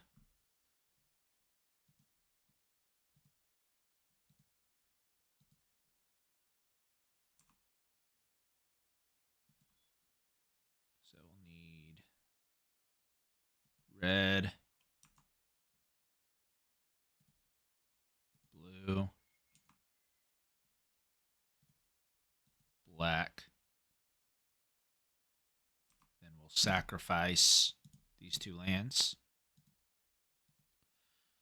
We will go get...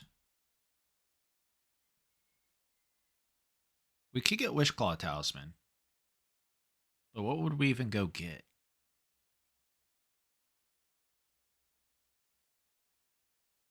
We could go get Timeless Lotus. Does that make more mana? Yes, it 100% makes more mana, but it also costs 3 more mana. I think it's good.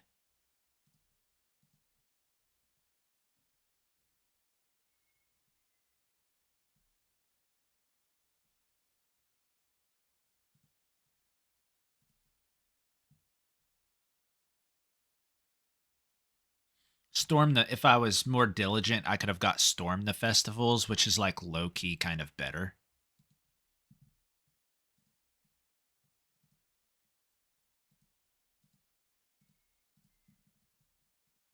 If I just made all green mana instead of messing around with Golos stuff. So there's multiple lines that I could have taken here.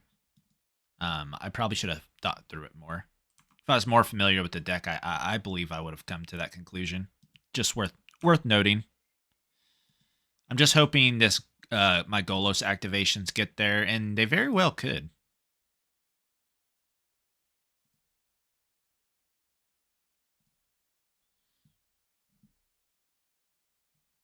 Storm the Festival. Yep, cast that. Oh, just 2 Goloses. Hilarious. Let's not hit no again. That was horrible. We'll keep this one.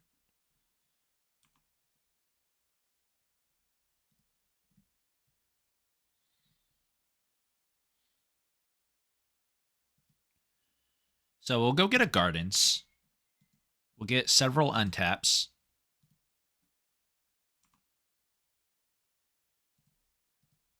Yes.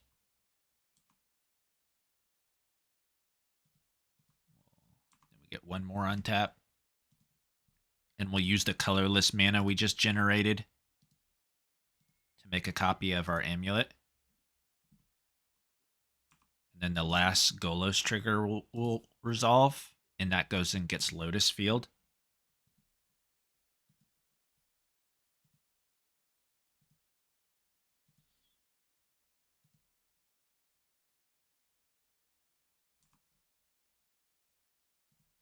That makes green mana. It makes red mana. We also have a few land drops here, so we'll be able to make some white mana if we want. If we need more activations. We'll Sacrifice our only land. Oh, we also have a Simic Growth Chamber here. Maybe we should have made a white mana.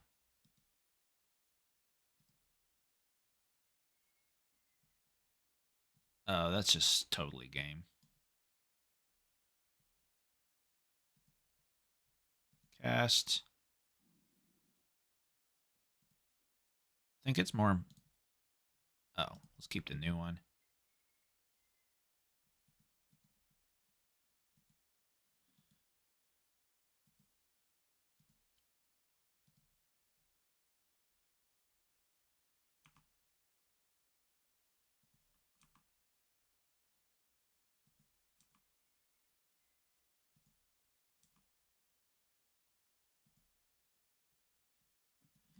Let's activate our Golos.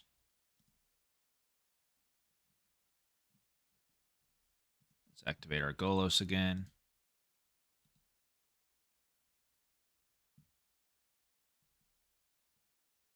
Let's activate our Golos again.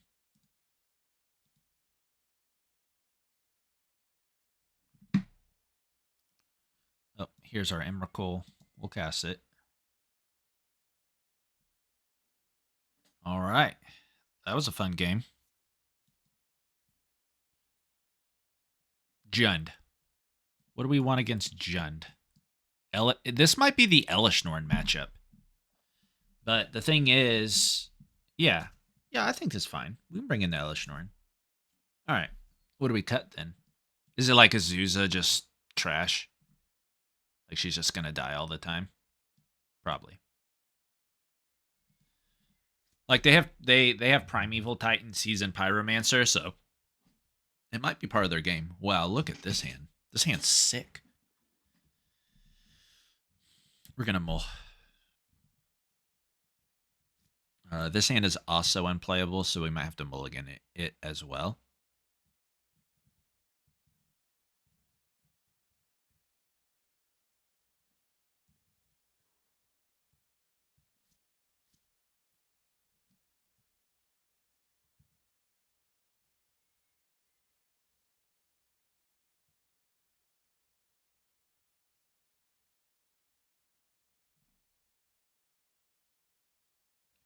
My opponent is thinking long and hard.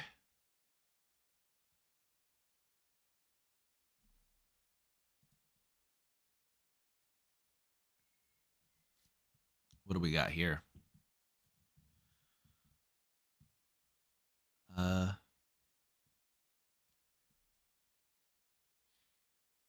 think we got to keep. I'm going to bottom the Elishnorn. And I'm also going to bottom the... I want to bottom the Arboreal Grazer, but it's the only one that generates mana. Yeah, I'm going to bottom this. That's fine.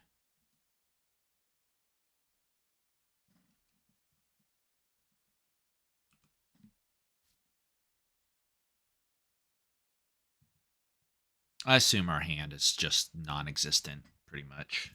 I wonder if we should be trying to make Saga tokens.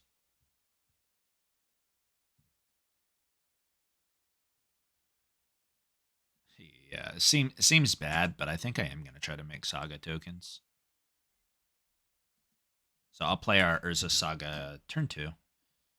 That way we'll be able to activate, and then go get our thing. If we got something better to do, if we've had good draw steps, we can reevaluate, but currently it's all we got going for us, so...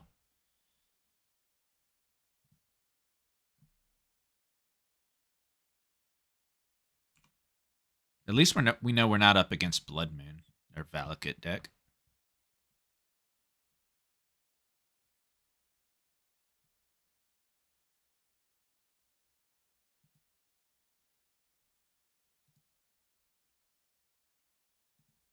We'll play out our Expedition map.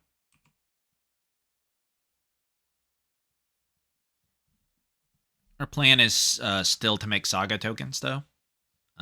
Constructs. Map will just make them a little bigger.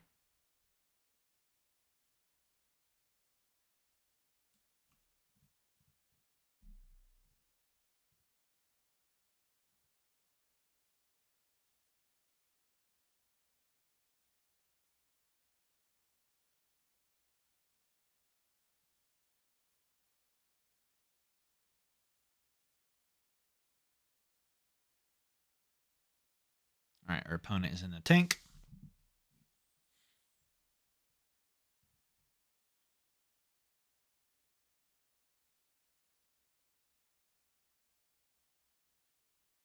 I would like to know exactly what our opponent's doing. I wonder if they're just like an actual ramp deck. And like now I see the Sakura Tribe Elder, like they very well might be. Yeah, I was kind of wondering if they're just casting Primeval Titan. Actually, I'm gonna correct the map now. I'm not making Saga tokens if that's the case. I'm just gonna get a bounce land or a Gardens. Yeah, I'll get a Gardens. And I'll play this out.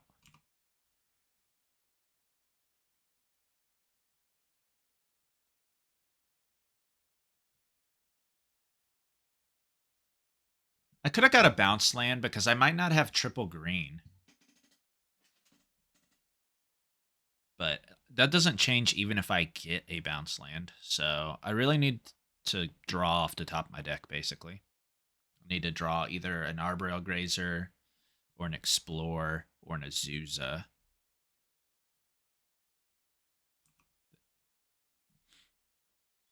Gardens allows those to be good draws, where getting a bounce land does not let those be good draws necessarily. Cool. That definitely qualifies.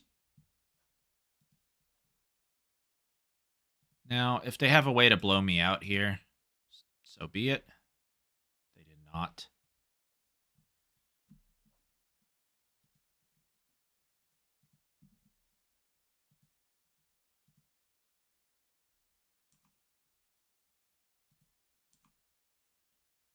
All right, we're going to make mana.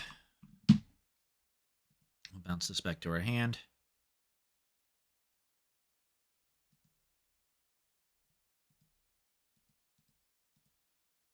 I still don't know if this is going to be good enough.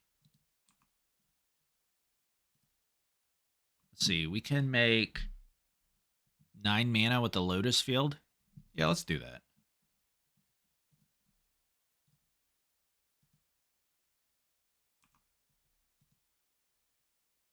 Obviously, we're making green mana. Oh, we can't make 9. We're making 6. But that's fine.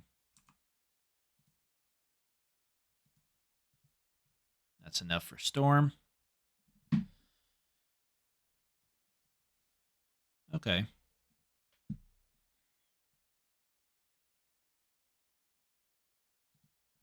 We hit a Karn.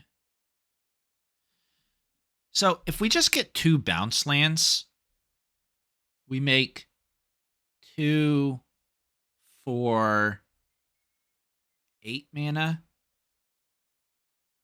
But what do we do with 8 mana? So we make 2, 4, 5, 6, 7, 8.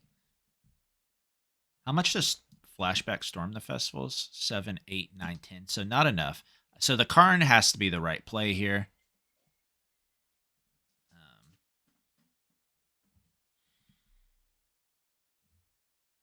It might not even be the bounce land. It might just be the Gardens.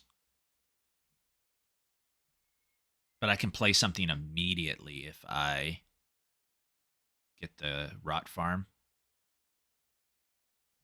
Ooh, that's a really tough decision.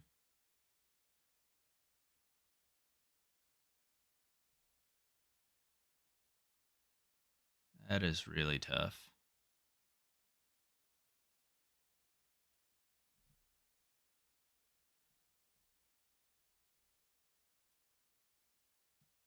Yeah. We'll take Karn plus Growth Chamber.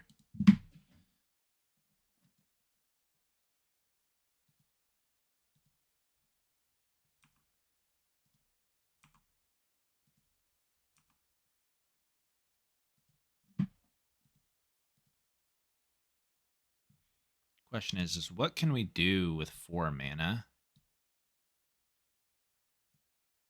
We can play Stone Brain plus cast it. Ooh, if we got the Golgari Rot Farm, we could have Wishclaw Talisman for something. Although I don't think that's very good. Man. I kind of just want a Phyrexian Metamorph, a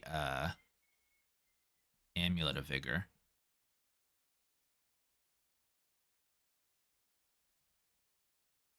And I think I will actually do that.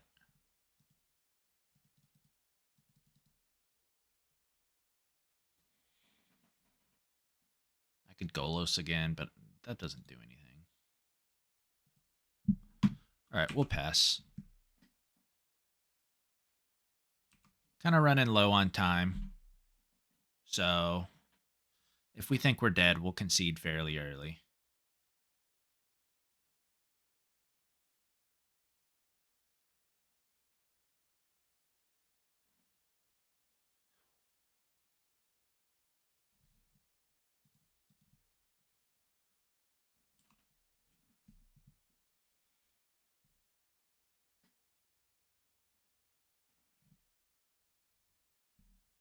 What do we draw? We draw our Emrakul.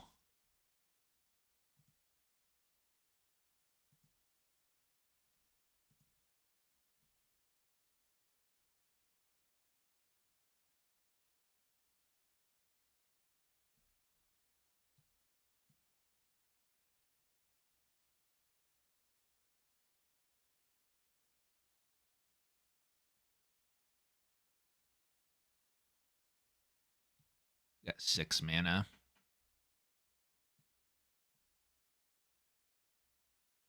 They clearly don't have a lot. So I'm somewhat tempted to start blowing up their lands. Yeah, let's do it. So we'll play this out. Yeah, I have some serious regrets about not getting the Golgari Rot Farm. I'm just used to Amulet Titan, where Simic Growth Chamber is just the best land. But that is just not the case. That is not the case in this deck. So we will target this land, and we will blow it up. I think I'm also going to start attacking.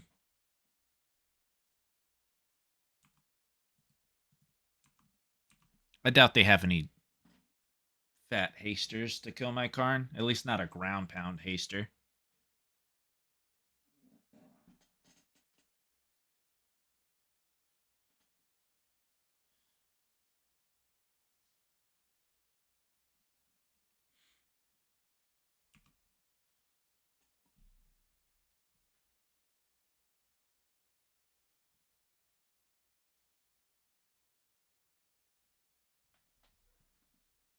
Yeah, I'm going to have to start playing significantly faster.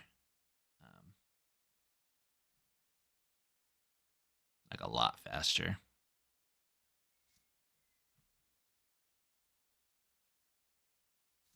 Are they just going after me? So weird.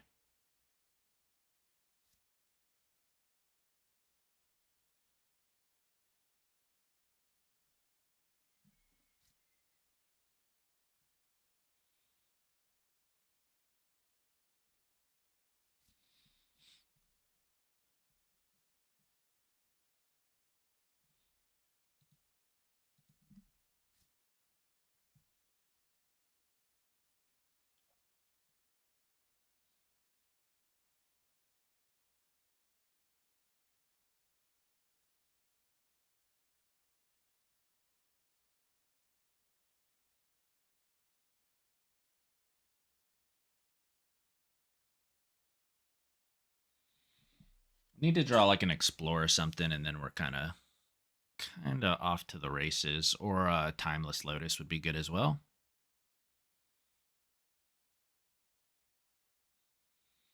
My opponent's at 1. He's now dead to a Walking Ballista.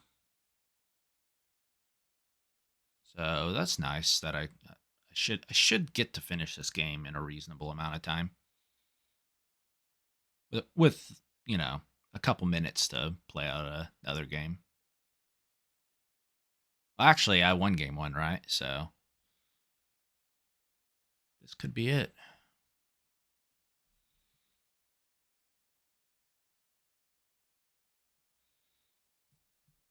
Oh, that was it for him. So we managed to break even. So I will tell you guys, I have some thoughts on this deck. So I'll see you in my final thoughts segment.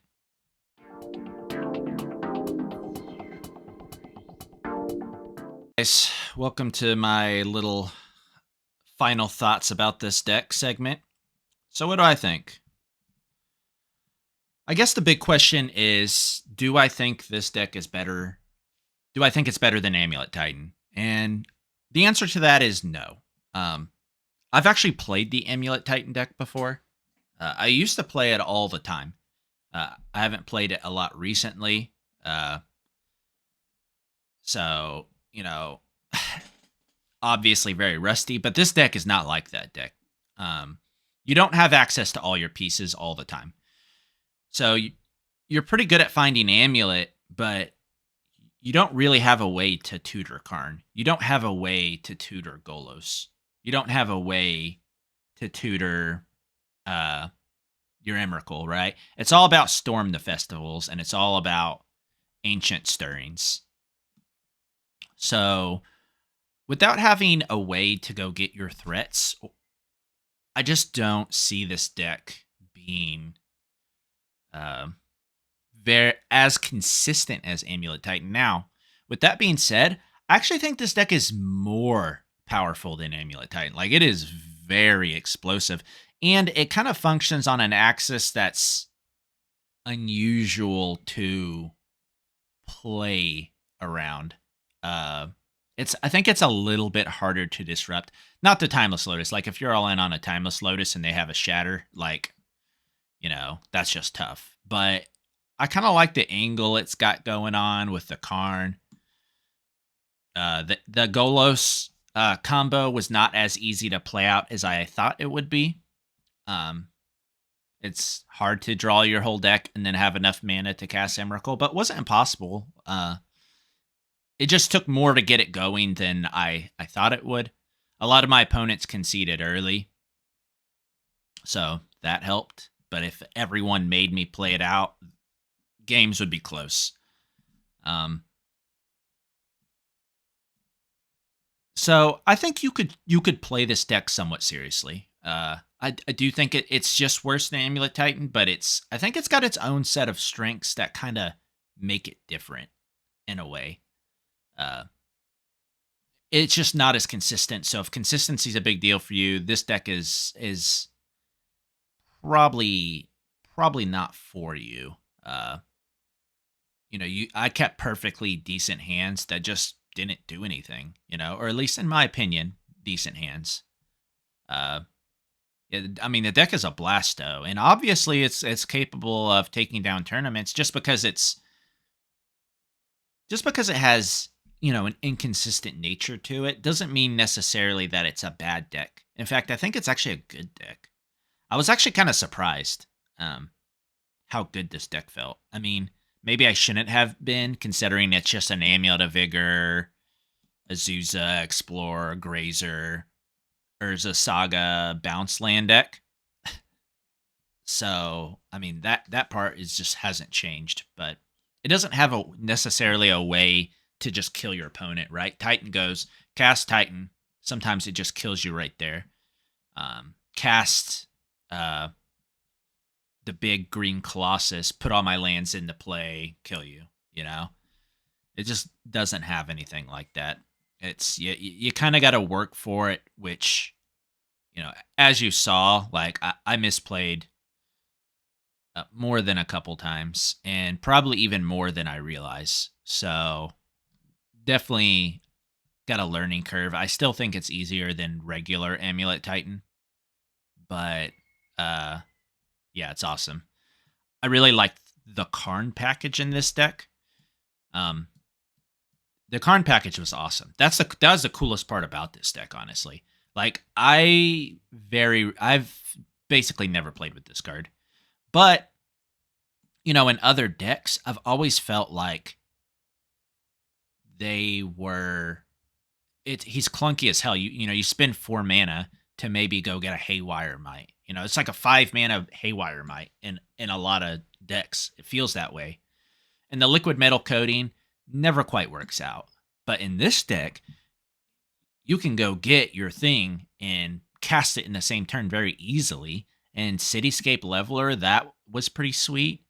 I could see making a bunch of mana against creativity and stone braining them.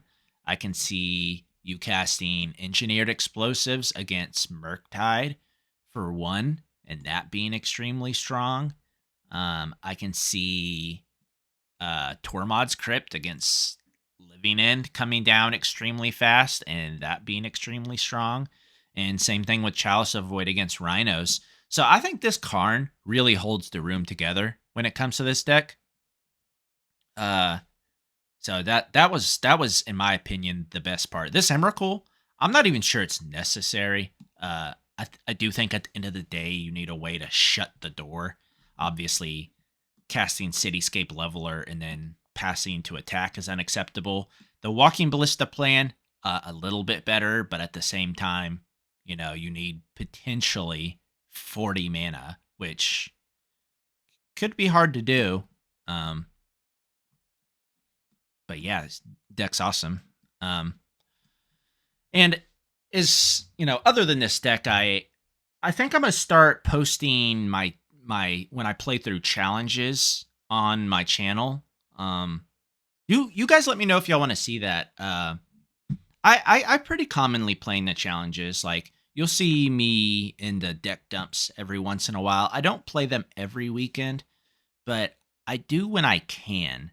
And I would be interested in recording them, but it might not be as interesting because obviously if I'm playing in a challenge, I'm going to try hard. And it's very hard to talk and play at the same time. That's something that I've learned since starting my channel is I'm punting so much. So it's definitely something that I'm going to have to work on. And I don't want to, use all of my play points or use all of my tickets and then punt because I'm over here like trying to explain what I'm playing. But I'll definitely try. I do think it'll be fun. Maybe I just record and I do like a post tournament. Like, I just commentate over my own rounds. That could be something that I do. Anyway, thanks for clicking on my video. Make sure you like and subscribe, and I'll see you guys next time.